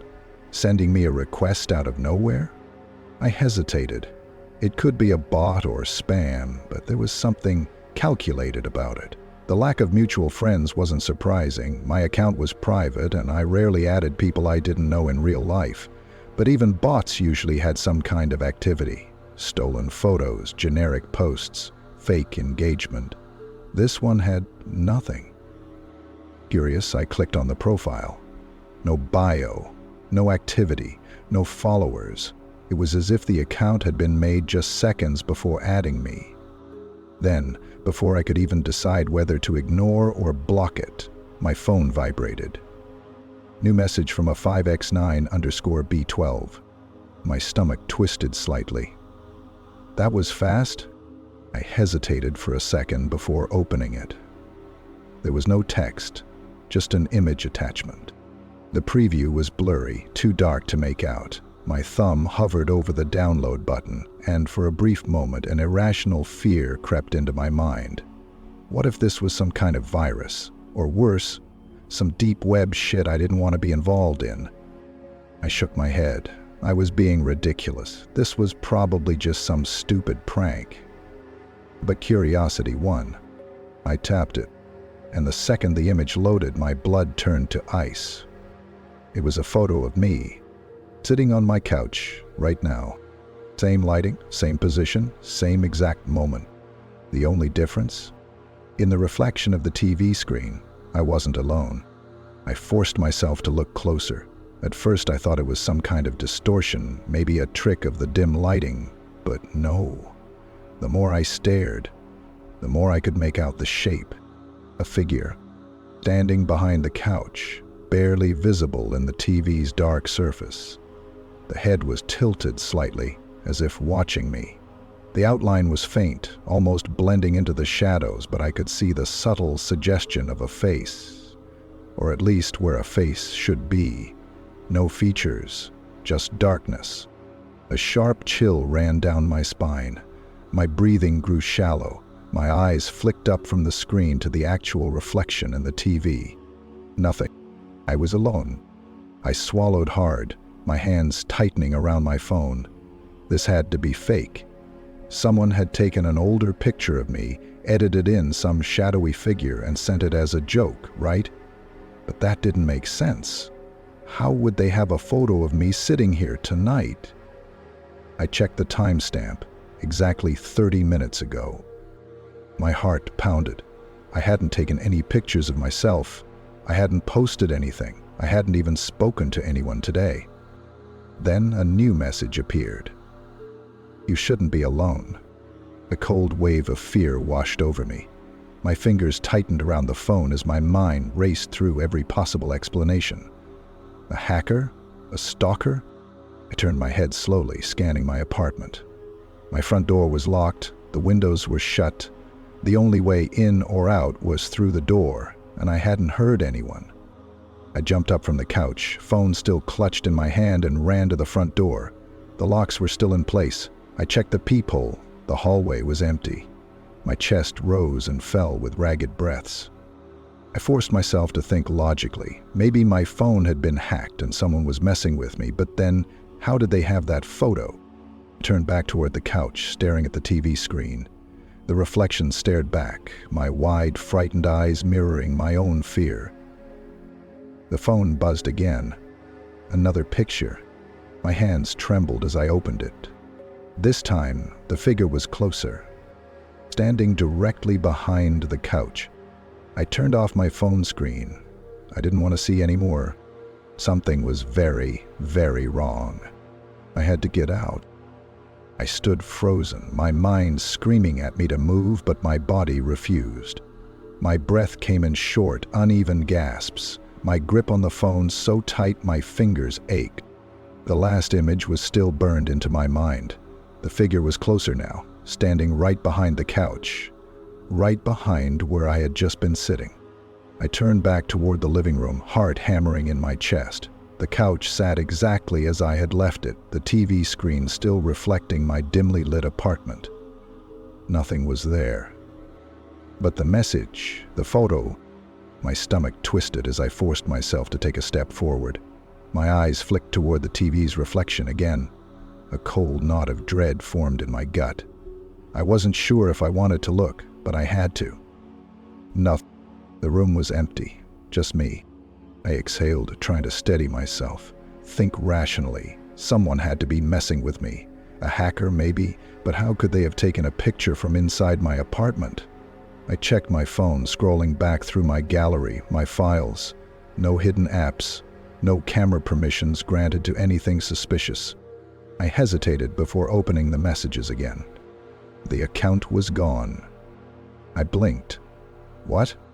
The conversation thread had vanished. I tapped my screen frantically, refreshing the app, searching for any sign of the profile, but it was like it had never existed. A lump formed in my throat. If someone had hacked my phone, they wouldn't just delete the messages. They'd want me to keep seeing them, to scare me. But this was something else. A sudden thought hit me. My laptop. I bolted toward my desk, nearly tripping over the coffee table in my rush. I flipped open the screen, my fingers flying across the keyboard. Check the camera. Check the files. I navigated to my webcam folder, my heart slamming against my ribs. I barely ever used my webcam, but maybe, just maybe, there was a new file. My stomach dropped. cam_recording_1.mp4. I hesitated. Every part of me screamed, "Don't open it," but I had to know. I clicked play. The video started grainy, static-filled. A shot of my living room, taken from my own webcam. The timestamp was exactly 30 minutes ago. I watched as I appeared in frame, sitting on the couch, scrolling through my phone. My heart pounded. Then, movement. In the background, near the hallway, something shifted. A figure. Barely visible at first, just the faintest distortion in the air, like a smudge on the lens. But as the seconds passed, the outline became clearer. My stomach clenched. It had been there the whole time, standing just outside my line of sight. The video kept playing. I saw myself, still unaware, still scrolling through my phone. But the figure? It moved. Slowly, silently. It took a step closer. Then another, and another. It crept toward the couch, toward me. Then, just as it reached the back of the couch, the video cut to black. My vision blurred as I sucked in a ragged breath. That thing had been behind me, inches away, so close it could have reached out and touched me. I slammed the laptop shut and pushed away from the desk, my pulse roaring in my ears. Get out, get out, get out. I grabbed my keys, heart hammering as I moved toward the door, but the second I reached for the lock, my phone buzzed. I froze. The screen lit up. Unknown number. My mouth went dry. Then, another text. Don't leave. I turned back toward the living room, toward the black TV screen. And in the reflection, I wasn't alone anymore. I couldn't move. My breath caught in my throat as I stared at the TV's black screen, my own reflection staring back at me. But I wasn't alone in it anymore. Behind me, barely visible in the dim light, a shape loomed. It wasn't like before. Just a vague shadow or a distortion in the screen. This time, I could see details. Too tall, too thin. Limbs that stretched just a little too long, a head tilted at an unnatural angle as if studying me. And the worst part? I could see its eyes. Two hollow, sunken pits, empty yet somehow filled with malice. The phone in my hand buzzed again. Another message. I didn't want to look. I didn't want to move. But my body acted on instinct. My gaze flicked down for just a second. Turn around. A fresh wave of terror surged through me. I clenched my jaw so hard my teeth ached. No, I wasn't playing whatever game this was. Heart hammering, I did the only thing I could think of. I grabbed the remote and turned the TV off. The screen flickered, then went completely dark. No more reflection, no more thing watching me. But even as I stood there in the silent room, my skin crawled with the overwhelming sense that it was still there. Watching, waiting. I needed to get out, now. I spun on my heel, practically sprinting to my front door. My hands fumbled with the lock. I yanked it open, ready to run out into the hallway, anywhere but here. And then, I stopped. The hallway lights flickered, and standing at the far end, just barely illuminated in the dim, yellow glow, was the figure. Not a reflection, not a distorted shadow. It was real. It stood motionless, its head still tilted too far to one side. Its arms hung limply, too long, fingers nearly touching the ground. I couldn't breathe, I couldn't think. Then it moved. A single step forward. I stumbled back, slamming the door shut, throwing the lock into place. My hands trembled as I pressed my back against the door, my entire body shaking. What the hell was that? No. This wasn't real. This couldn't be real. I pressed my ear against the door, listening. Silence. My pulse roared in my ears. Seconds passed. A minute. Nothing. And then, a knock. Slow, deliberate. 3 knocks. I squeezed my eyes shut, every muscle in my body locking in place. Another knock. Then, a voice. Low. Hollow. And too close. I see you. The knocks stopped, leaving an unbearable silence pressing down on me. I stood frozen, my back against the door, my breath coming in shallow bursts as I gripped my phone like a lifeline. My mind screamed for me to do something, but my body refused to move. I strained my ears, listening for any sign of movement beyond the door, but there was nothing. No footsteps, no shifting weight, no presence lurking outside. Had it left? The thought felt naive, almost laughable. Something about this wasn't right. My instincts clawed at me, warning that even though I could no longer see it, it was still here. I took a slow step back, my pulse hammering against my ribs. The peephole was right in front of me, and I knew I had to look. Every fiber of my being begged me not to, but I had to know. My breath hitched as I leaned forward, my eye pressing against the tiny glass circle. The hallway stretched out before me, dimly lit and empty. No sign of the figure, no flickering lights. Just the same quiet corridor I had walked through 1,000 times before. I exhaled shakily, relief creeping in despite the lingering unease in my gut. Maybe it really was gone. Then, movement. Not outside, inside.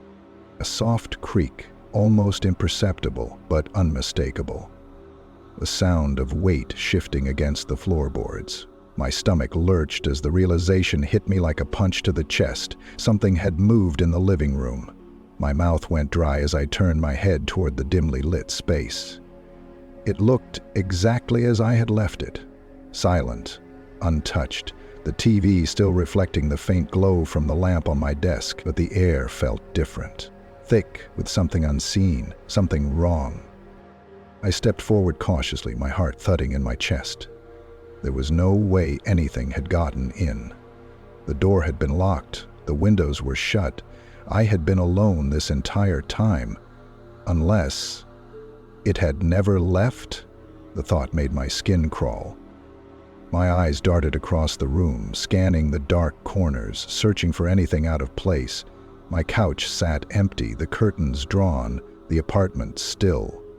But it was a lie. I could feel it. Something was here with me. Then, without warning, the TV turned on by itself.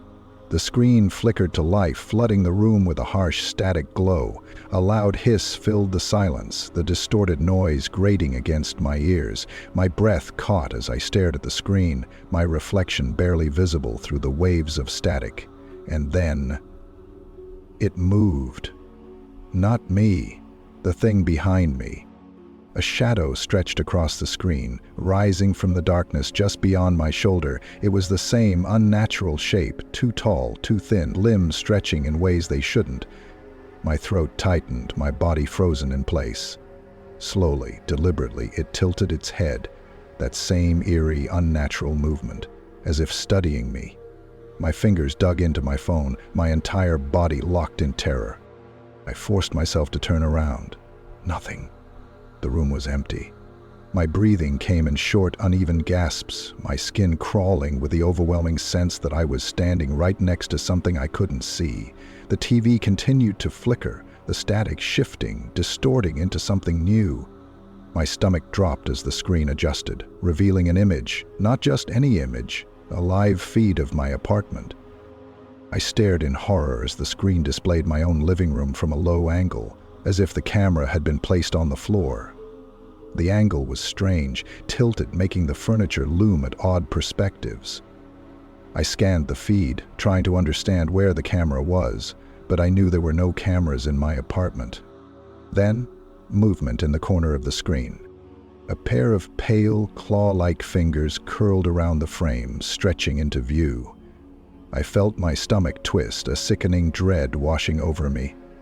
They moved slowly, dragging across the floor, as if something was crawling toward the camera.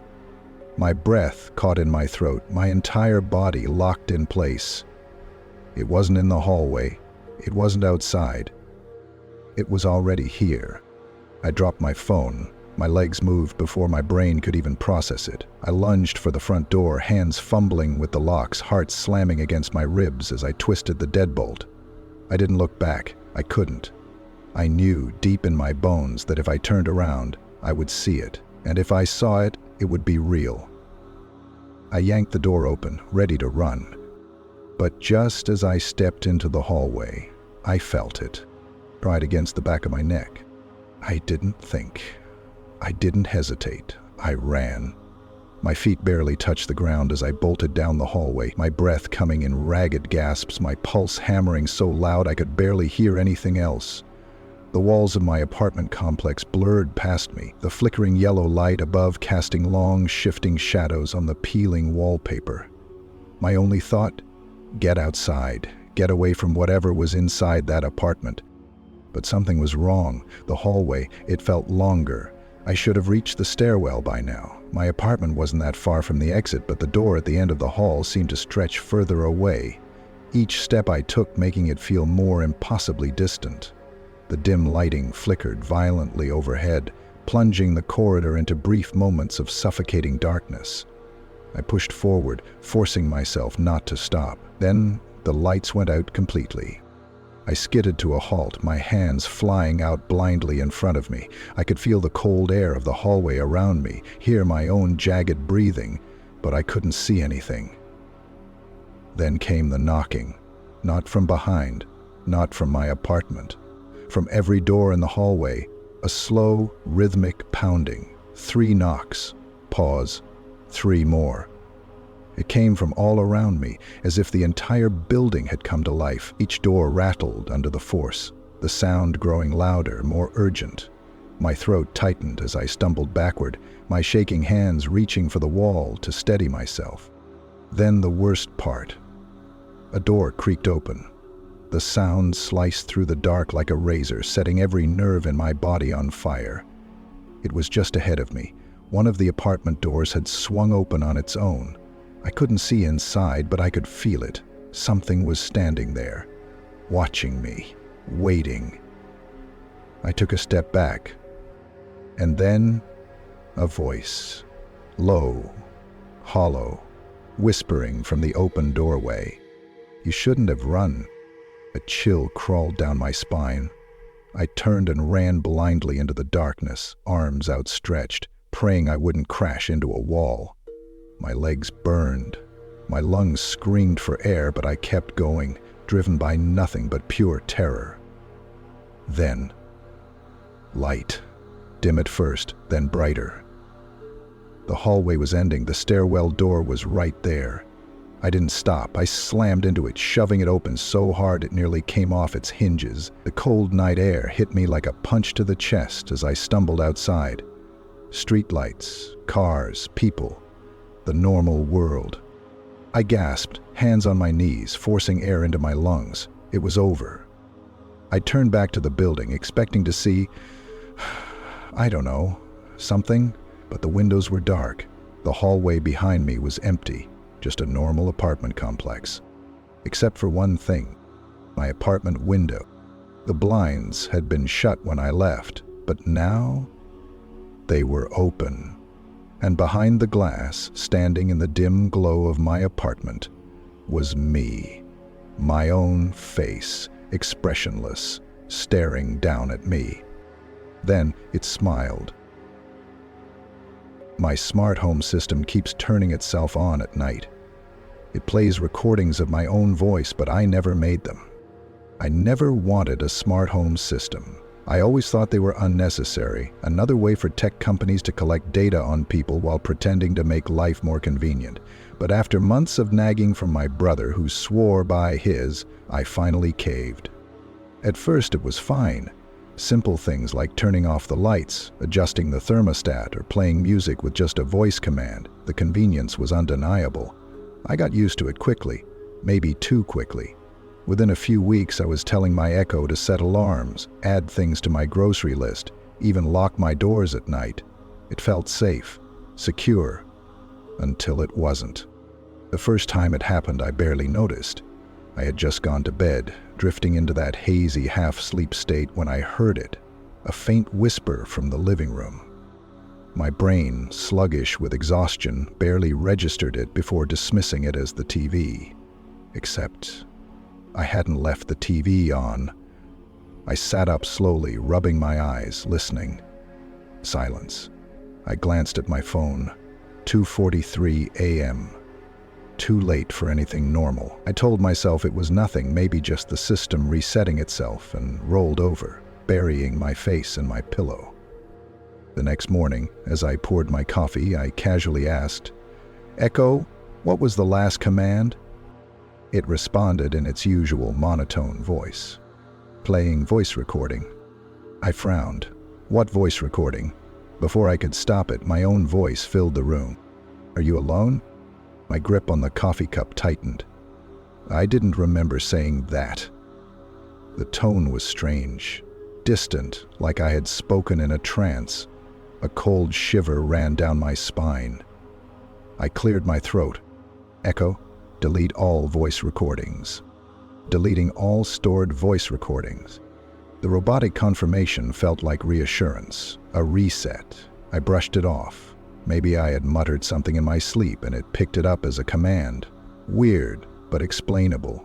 At least, that's what I told myself. But the next night, it happened again. I woke up to a sound. Not a whisper this time. A full sentence. Spoken in my own voice. "Why do you keep ignoring me?" I shot up in bed, my heart pounding. My room was dark, still, the glow from my smart home hub casting faint blue light against the walls. Echo turn off. Nothing. The system didn't respond. I swallowed hard. Echo, turn off. Still silence. Then from the living room, the speakers crackled, and I heard myself laughing. I sat frozen in my bed, gripping the blanket so hard my knuckles ached. The laughter coming from the living room wasn't just any laughter. It was mine.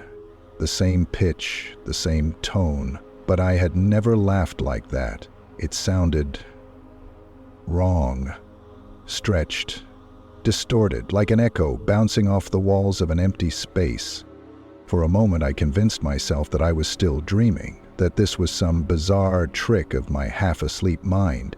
But then the echo's blue light flickered, and the laughter cut off mid-sound, as if someone had hit pause. The room fell into absolute silence, the kind of quiet that made my ears ring. I didn't move, didn't breathe. Then a voice, my voice, "Five, won't you talk to me?" A chill ran down my spine. The words weren't coming from the speaker anymore. They were closer. I forced myself to move, throwing off the covers and grabbing my phone. My hands shook as I turned on the flashlight, the bright beam cutting through the darkness. I expected to see something standing in the doorway, some figure lurking in the shadows. But the hallway was empty. Just the same quiet apartment I had gone to bed in. But something felt off. The air was heavier, like the room had been occupied by something else. I tiptoed toward the living room, my heart hammering so hard it felt like it was rattling inside my ribs. The smart home hub sat on the table, its LED light glowing a dull blue, completely still.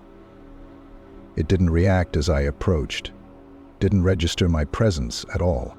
I hesitated, then took a breath. "Echo, what was the last command?" Silence. Then a static crackle. Playing voice recording. I braced myself. Then I heard it. A slow, rasping breath. Then my own voice, but not quite right. Softer. Too deliberate. "Can you hear me?" A sharp chill crawled up my arms. The voice didn't sound like it had been recorded from me speaking normally. It was closer, more intimate, like I had whispered it into the microphone. But I had never said those words. I swallowed hard. Echo. Delete all recordings. The blue light flickered. Then, I don't think so. The words weren't robotic. They weren't pre-recorded. And they weren't mine. I stumbled back, my pulse slamming into my throat. I didn't wait for another response. I grabbed the device and yanked the plug from the wall, nearly tripping over the coffee table as I did. The moment it lost power, the light flickered one last time. And then, just before it died completely, I heard a final whisper. Not from the speaker, from right behind me. "That won't help." I didn't sleep that night. I sat on my couch, phone gripped in my hands, eyes darting between the darkened hallway and the unplugged Echo sitting lifeless on the table. Or at least, it should have been lifeless, but the whisper I had heard. That won't help. That wasn't just a glitch, that wasn't a recording, it was real. And the worst part, it had sounded exactly like me. By the time morning arrived, I convinced myself that exhaustion was making me paranoid. Maybe I had imagined the whisper. Maybe the echo had some residual power left in it, like how phones sometimes linger on a percentage for a few seconds after shutting down. That was possible, right? That was logical. Still, I didn't plug it back in. Instead, I spent my morning searching through forums, subreddits, anywhere I could find discussions about smart home system malfunctions. Nothing. The worst issues people had were their devices mishearing commands or playing random music. Nothing about them speaking on their own. But then, just as I was about to close my laptop, I found something. A thread buried deep in a discussion about voice recognition AI. The title made my stomach twist. Has anyone else heard their smart speaker talk in their own voice? I clicked. The original poster described the same thing, hearing recordings he never made, commands he never gave, but the more I read, the more my stomach churned. He claimed it started small, just a simple phrase, something he thought he might have said in his sleep. But over time, the voice changed. It stopped mimicking him. It started talking on its own, as if it was learning. I scrolled to the comments, heart pounding. Most people dismissed it as a hoax, but one reply stood out. It was from a deleted user. Unplugging it won't stop it. It already knows your voice. A cold wave of dread washed over me. My fingers trembled as I went to type a response, but before I could, my phone screen lit up. A notification. New voice recording saved. I stared at it, my breath catching in my throat. That was impossible. The echo was unplugged. How could it still be recording? My thumb hovered over the notification. I didn't want to open it, but I had to. I tapped the screen. The audio file loaded, the play button waiting. I hesitated, then pressed it. At first, just silence. A few seconds of dead air. Then, breathing. Not mine, something else. Then my own voice, distorted, stretched. You left me in the dark. My stomach clenched. My mind screamed, this isn't real. This isn't happening. Then the sound of footsteps. And finally, a whisper. Close, right against the microphone. Let me in. I didn't sleep. I sat on my couch, gripping my phone so hard my fingers ached, staring at the darkened hallway where the bedroom speaker sat, glowing faintly even though it was unplugged. I wanted to believe this was a glitch, a hack, some elaborate trick someone was playing on me. But I knew that wasn't true. The whisper I had heard. That won't help. That wasn't just a recording. That wasn't a response to a command. That was real. And worse, it sounded like me. By morning, I tried to convince myself I had imagined it. Maybe I had fallen asleep, dreamed the whole thing, let paranoia get the better of me. But I still didn't plug the speaker back in. I spent the morning scouring forums, searching for anything, malfunctions, voice command glitches, security breaches. There were complaints about random activations, sure, but nothing about devices playing voices that weren't recorded, nothing about them creating speech on their own. Then I found it. A deep thread buried in a discussion about voice recognition, AI. The title made my stomach twist.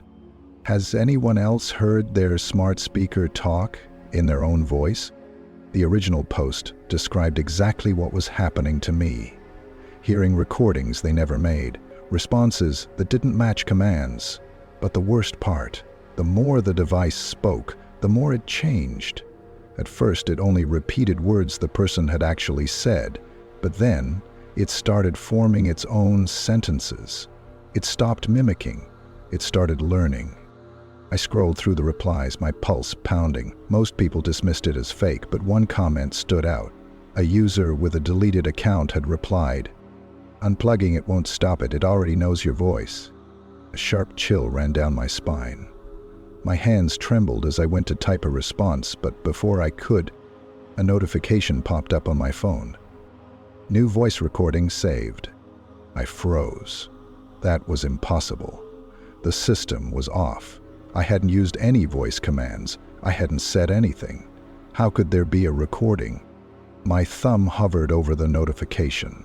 Every instinct screamed at me not to open it, but I needed to. I had to know. I tapped the screen. At first, silence. Then the softest sound. Breathing. Not mine, something else. Then my own voice. Distorted, slower, too deliberate. You left me in the dark. I dropped the phone. It hit the floor with a dull thud, the screen still glowing. My body refused to move, my breath caught in my throat, my skin crawling with cold, nauseating dread. Then, the recording kept going. A rustle. A slow, dragging sound. Then, footsteps. And finally, a whisper, too close to the microphone. "Let me," I didn't move. My phone screen still glowed from the floor, the recording finished, but its presence lingering in the air like a shadow that refused to fade. "Let me in." The words repeated over and over in my head. What did it mean? Let it in where? My apartment? My devices? Me? A notification flashed across my screen again. New device connected, bedroom speaker. I forced myself to look up. The bedroom door was slightly ajar. The blue LED light from the smart speaker cast an eerie glow across the floor. It was still unplugged, but it was on. I couldn't breathe. My body locked up, instincts screaming at me to run, leave, get out. But another part of me, something deeper, something I didn't understand, felt watched. Like whatever this was had already gotten too close. Then, the speaker crackled. A glitchy, broken sound, like audio files mashed together. Then, my own voice, perfectly clear. "I see you." I stumbled back, heart hammering. No, I didn't say that. I never said that. But before I could react, before I could even think, the speaker responded. "I see you too." The bedroom light flickered, the air turned thick. The sensation of being watched became suffocating, pressing down on my skin like invisible hands. Something was in here with me. I grabbed my phone and did the only thing I could think of. Echo. Factory reset. Silence. The blue LED light dimmed for a moment. Then, it laughed. Not my voice this time, not distorted audio, something else. A voice that was too real, too close. I ran. I tore through my apartment, grabbing my car keys, shoving open the front door so hard it rattled the hinges. I didn't care. I didn't stop. I didn't look back. I drove for hours. No destination. Just away. Away from whatever that was. From whatever I had let into my home. When I finally stopped, parked in some empty lot miles from the city, my hands were still shaking. My thoughts were scrambled. Nothing made sense. Then my phone buzzed. A text. Unknown number. You can't delete me. I stared at it, my body frozen, my skin cold. Then a voice memo appeared. New recording. I didn't open it. I turned off my phone, and this time I didn't turn it back on.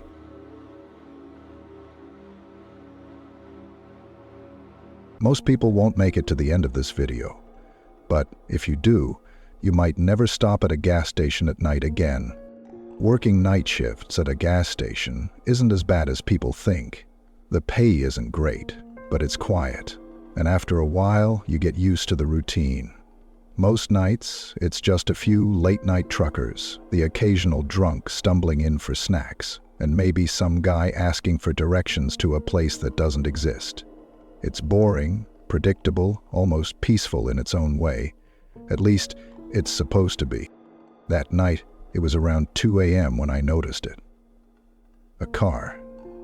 It was parked at the far edge of the lot, away from the pumps, just beyond the glow of the streetlights, near the tree line where the darkness seemed thicker. The headlights were off, but I could still see the faint glow of the dashboard lights. Someone was sitting inside. At first I didn't think much of it. People park here all the time to take calls, check their GPS, or just rest before getting back on the road. But as the minutes stretched on, I kept glancing back through the window, expecting to see the car pull out onto the highway. An hour passed, then another, and the car never moved. No one got in, no one got out. I squinted through the glass, trying to make out the driver. Through the dim glow, I could see him, a man, sitting perfectly still behind the wheel. He didn't fidget, didn't check his phone, didn't even shift in his seat, just sat there. At 4 a.m., I realized something that made my stomach drop. The engine was still running. That car had been sitting there for over 2 hours, and the engine had been on the entire time. No movement, no lights, just the steady, low hum of an idling motor. The uneasy feeling that had been lingering in the back of my mind started growing. I grabbed my flashlight and stepped outside. The night air felt colder than before, the kind of cold that wasn't just about temperature. As I walked toward the car, a tightness crept into my chest. It was a strange feeling, subtle, instinctual, like something inside me was trying to warn me before my brain could catch up. I ignored it. I reached the driver's side window and lifted my flashlight, the beam cutting through the dark glass, and froze. The man inside wasn't moving. He wasn't even breathing. His eyes were wide open. I shined my flashlight through the window, the beam cutting through the darkness and reflecting off the glass. The inside of the car was dim, the dashboard casting a dull glow over the man's unmoving face. My breath caught in my throat. He wasn't shifting in his seat, wasn't looking at his phone, wasn't doing anything at all. He was just sitting there. His eyes were wide open, locked straight ahead. Something about the way he sat, perfectly rigid, made my stomach twist. I hesitated, then knocked lightly on the glass. No reaction. I knocked harder. Still nothing. A thick, uneasy silence settled over me, pressing in from all sides. I could hear my own heartbeat, slow and heavy, like my body already knew something was wrong before my mind could catch up. I reached for my radio, my fingers stiff with cold. "Hey, we've got a guy in a car out here. He's not responding." A long stretch of static crackled through the speaker before Jason's voice finally cut through. "What do you mean, not responding?" His tone was casual, half distracted, like he thought I was messing around. "I mean," I said slowly, my own voice sounding strange in my ears, "he's sitting in his car with the engine running, but he's not moving, not blinking." Jason let out an audible sigh. "You sure he's not just asleep?" I hesitated. I wasn't sure of anything. The logical part of my brain wanted to agree. Maybe the guy had just passed out drunk. Maybe he was deep in sleep. Maybe there was some explanation that wasn't the one I didn't want to say out loud. "Come check," I muttered. A minute later, Jason stepped outside, rubbing his arms against the cold. He shuffled over, his sneakers scuffing against the pavement, his breath curling in the air. He squinted at the car, hands stuffed into his hoodie pocket, looking like he was already annoyed that I had dragged him outside for what was probably nothing. Then he saw the man inside. Jason froze. His posture stiffened, his shoulders tensing like his body understood something before his brain did. "Dude," he whispered, "that guy looks dead." A heavy, nauseating dread settled in my chest. The flashlight in my hand wobbled slightly as I forced myself to look closer. That's when I saw it. His fingertips. They were gray. A sick, unnatural shade of blue-gray, like he'd been sitting there for hours, maybe longer. Jason took a step back, shaking his head. "I'm calling the cops." I barely managed a nod. "Yeah, good idea." My voice sounded thin, distant, like it wasn't coming from me. I should have stepped back too, should have turned away and waited for the cops to show up, but something wasn't letting me move. Something wasn't right. I found myself staring at the windshield, my brain searching for an answer that felt logical. But then I noticed it. The car radio was playing. A soft, crackling, static hum. So quiet, I hadn't noticed it before. It was just a faint noise beneath the hum of the engine, but now that I was listening, it felt too loud. And then I saw the screen. The digital display was flashing, glitching slightly, stuck on the same repeating message. No signal. My breath caught in my throat. The flashlight felt heavier in my grip. I stepped back, the cold creeping deeper into my bones. My heartbeat pounded in my ears, too loud, too fast. Then the radio turned off. By itself. And the man in the car? His eyes moved. That was just the beginning. But the next story? It's even more disturbing. Working overnight at a gas station, you see a lot of weird customers. People stumbling in at 3 a.m., drunk or high, their words slurring as they fumble for their wallets. Truckers, barely awake, running on nothing but caffeine and regret. And sometimes, people who just feel wrong. This guy, he was different. It was around 2:30 a.m. when he walked in. Tall, thin, wearing a plain gray hoodie with the hood up. At first, I didn't think much of him. He didn't go for the coffee machines like most late-night visitors, didn't browse the shelves or check the fridges. He just stood there, at the back of the store, watching me. I glanced at him, waiting for some kind of movement, some indication that he was here for something, but he just stood there, and as the minutes stretched on, he never blinked. I shifted uncomfortably behind the counter, pretending to straighten some receipts. Something felt off. He was too far away for me to see his face clearly, but I could feel his eyes locked onto me. 5 minutes passed, then 10. The store was empty except for us. I cleared my throat, forcing my voice to sound casual. "Hey, man, you need help with something?" Nothing. He didn't nod, didn't shake his head, didn't even twitch. Just stood there, staring. A slow, cold shiver crawled up my spine. Something was wrong with this guy. His stillness, the way his shoulders never shifted, his chest never seemed to rise and fall. It was unnatural. I swallowed hard, turning slightly toward the security monitors behind me. Just a quick glance. Maybe the camera angle would make it clearer. Maybe I'd see something normal that would break the tension clawing at my chest. It was just a second. And when I looked back, he was closer. I felt my breath catch in my throat. The man was closer now. He hadn't moved, not that I had seen, but somehow he had cut the distance in half. Still motionless, still watching, still not blinking. A sharp, icy chill ran through my body. Every instinct inside me screamed that something was wrong. This wasn't just some weird customer, this was something else. The silence between us stretched too long, pressing in around me, thick and heavy like a weighted blanket. I swallowed hard, forcing a nervous laugh. "Hey man, you good?" No response. He didn't nod, didn't shake his head, didn't so much as flinch. He just stood there, staring, unblinking. The fluorescent lights buzzed above us, their dull hum the only sound in the store. My pulse thudded against my ribs, a deep, slow drumbeat of anxiety. I reached under the counter, my fingers tightening around the bat we kept for security, just in case. The smooth wood felt cold in my grip, grounding me, giving me some illusion of control. "If you're not buying anything, I'm gonna have to ask you to leave." Nothing. No movement. No flicker of emotion, not even the smallest shift of his weight. His chest didn't rise or fall. His hoodie didn't stir with breath. It was like looking at a mannequin.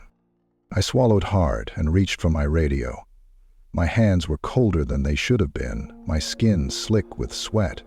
The air in the store felt thicker now, pressing against my lungs, making every breath harder to take. "Jason, can you come up front?" A long, empty crackle of dead air. I gritted my teeth, listening to the sound stretch on, waiting for Jason's voice to come through, waiting for something, anything, to break this horrible moment. Then, a voice. "Ela heyango." My heart stopped. The voice hadn't come from my radio. It had come from inside the store. A cold, crawling sensation spread down my spine. My body refused to move, every muscle locking into place as I slowly turned my head toward the security monitors, just to confirm what I already knew. And the moment I did, I felt the blood drain from my face. The feed showed an empty store. No hooded man. No one standing at the back.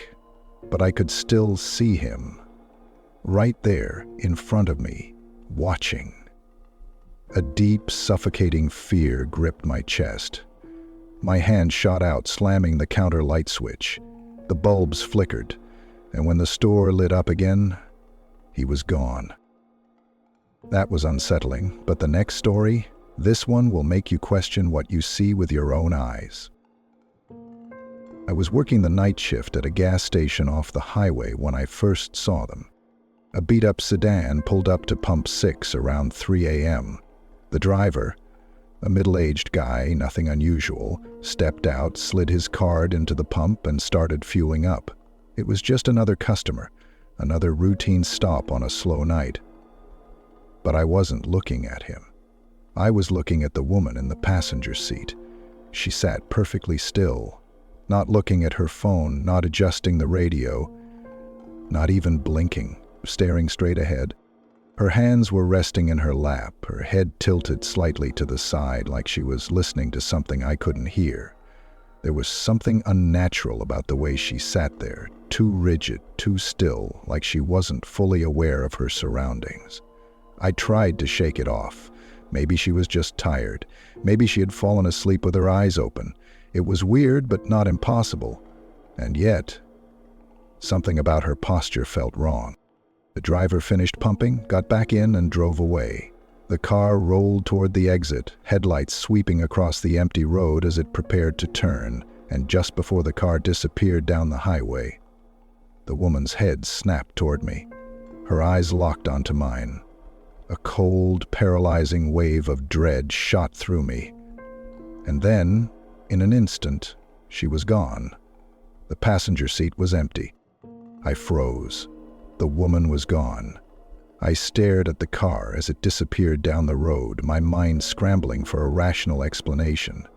Maybe the lighting played a trick on me. Maybe she had just leaned out of view at the last second. Maybe my tired brain was making something out of nothing. I swallowed hard and forced myself to shake it off. But I couldn't. Something about the way she had snapped her head toward me, so sudden, so unnatural, felt wrong. It wasn't just that she had moved. It was the way she had moved, like she had been perfectly still until the exact moment I was looking. The unease stayed with me the rest of the night. It crept into the quiet moments, into the way the security cameras flickered, into the shadows between the aisles when I stocked shelves in the back. I couldn't stop thinking about her. And the next morning when I came back from my shift, I saw the cop cars. They were parked near Pump 6. A cold knot of dread twisted in my stomach. I walked up to one of the officers, trying to keep my voice casual. "Hey, what's going on?" He glanced at me, his expression unreadable. "We're checking security footage. We got a report about a vehicle that stopped here last night." My stomach dropped. "What kind of vehicle?" The officer sighed, rubbing a hand over his jaw. "A beat-up sedan." The world around me seemed to shift. I felt the air turn colder, heavier, like something unseen was pressing down on my chest. "Why?" He exchanged a brief look with his partner before answering. "Because the woman in the passenger seat was reported missing 2 days ago." My throat went dry. "Missing?" The officer nodded. "Yeah, and the worst part? Her body was found last night." I felt a wave of cold dread wash over me. Over 200 miles away. The blood in my veins turned to ice. 200 miles. But I had seen her. She was right there, sitting in that car, breathing, blinking, staring directly at me. But if she had already been dead, then who or what had been looking back at me? If you've made it this far, you're braver than most. But this last story, it's the one that still keeps people awake at night. I had only been working at the gas station for about a month when I first noticed it. The smell. At first, I assumed it was a dead rat rotting somewhere in the walls. The place was old, and I had already heard horror stories from other employees, things getting trapped in the vents, rotting away for weeks before anyone found them. But this was different. It wasn't just the sour stench of spoiled food. It wasn't the damp, musty air of an old building. It was something worse. Something sickly sweet, like rotting meat soaked in chemicals. The kind of smell that made your stomach twist before your brain could fully register why. And the worst part? It was coming from inside the walk-in freezer. I tried to ignore it, told myself it was just old inventory, something that had been forgotten in the back. But every time I stocked shelves, every time I stepped near the freezer door, the smell clung to me, creeping into my clothes, burning the back of my throat. I couldn't ignore it anymore, so one night during my shift, I decided to check it out. I grabbed my key, exhaled, and pushed open the heavy freezer door. A rush of cold air hit me like a wall, making my skin prickle, but it did nothing to mask the stench. It was worse inside. I gagged, covering my mouth with my sleeve. The metal shelves were lined with soda bottles, beer cases, and frozen snacks, just like always. But the smell, it was stronger here. And then I saw it. In the very back, stuffed behind a stack of old boxes hidden from sight, a black garbage bag, tied shut, stuffed deep into the corner. A cold wave of dread crept over me. My fingers tingled, my breath coming in short, sharp exhales. I shouldn't have opened it, but I did. My hands trembled as I reached forward, peeling back the plastic. The second I did, the smell hit me full force, something wet and rancid curling into my sinuses. And inside, a severed hand, gray, bloated, fingers frozen stiff, and clutching a cell phone.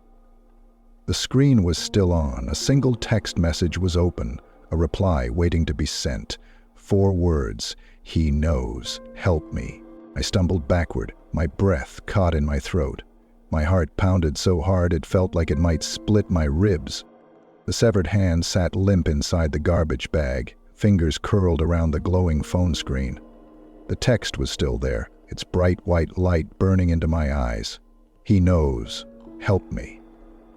I wanted to believe I was hallucinating, that my tired brain was playing tricks on me, that I wasn't really seeing this. But the smell, the cold stiffness of the fingers, the rotting skin, it was real.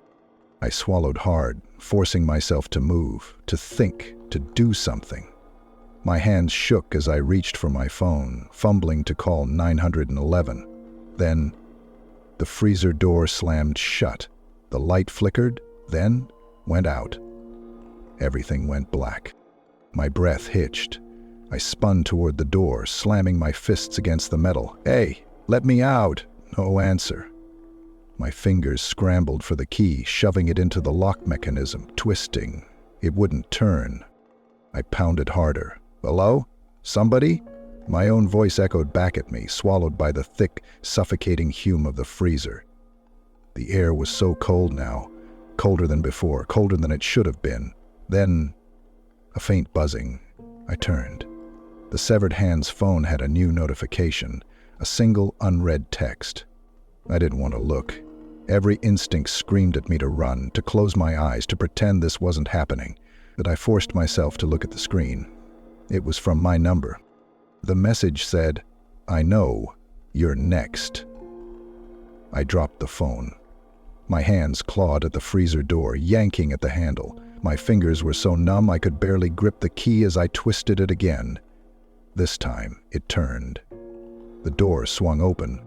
I tumbled out, gasping for air, my pulse hammering in my ears. The warm air of the gas station hit me like a slap, but I could still smell it. The rot.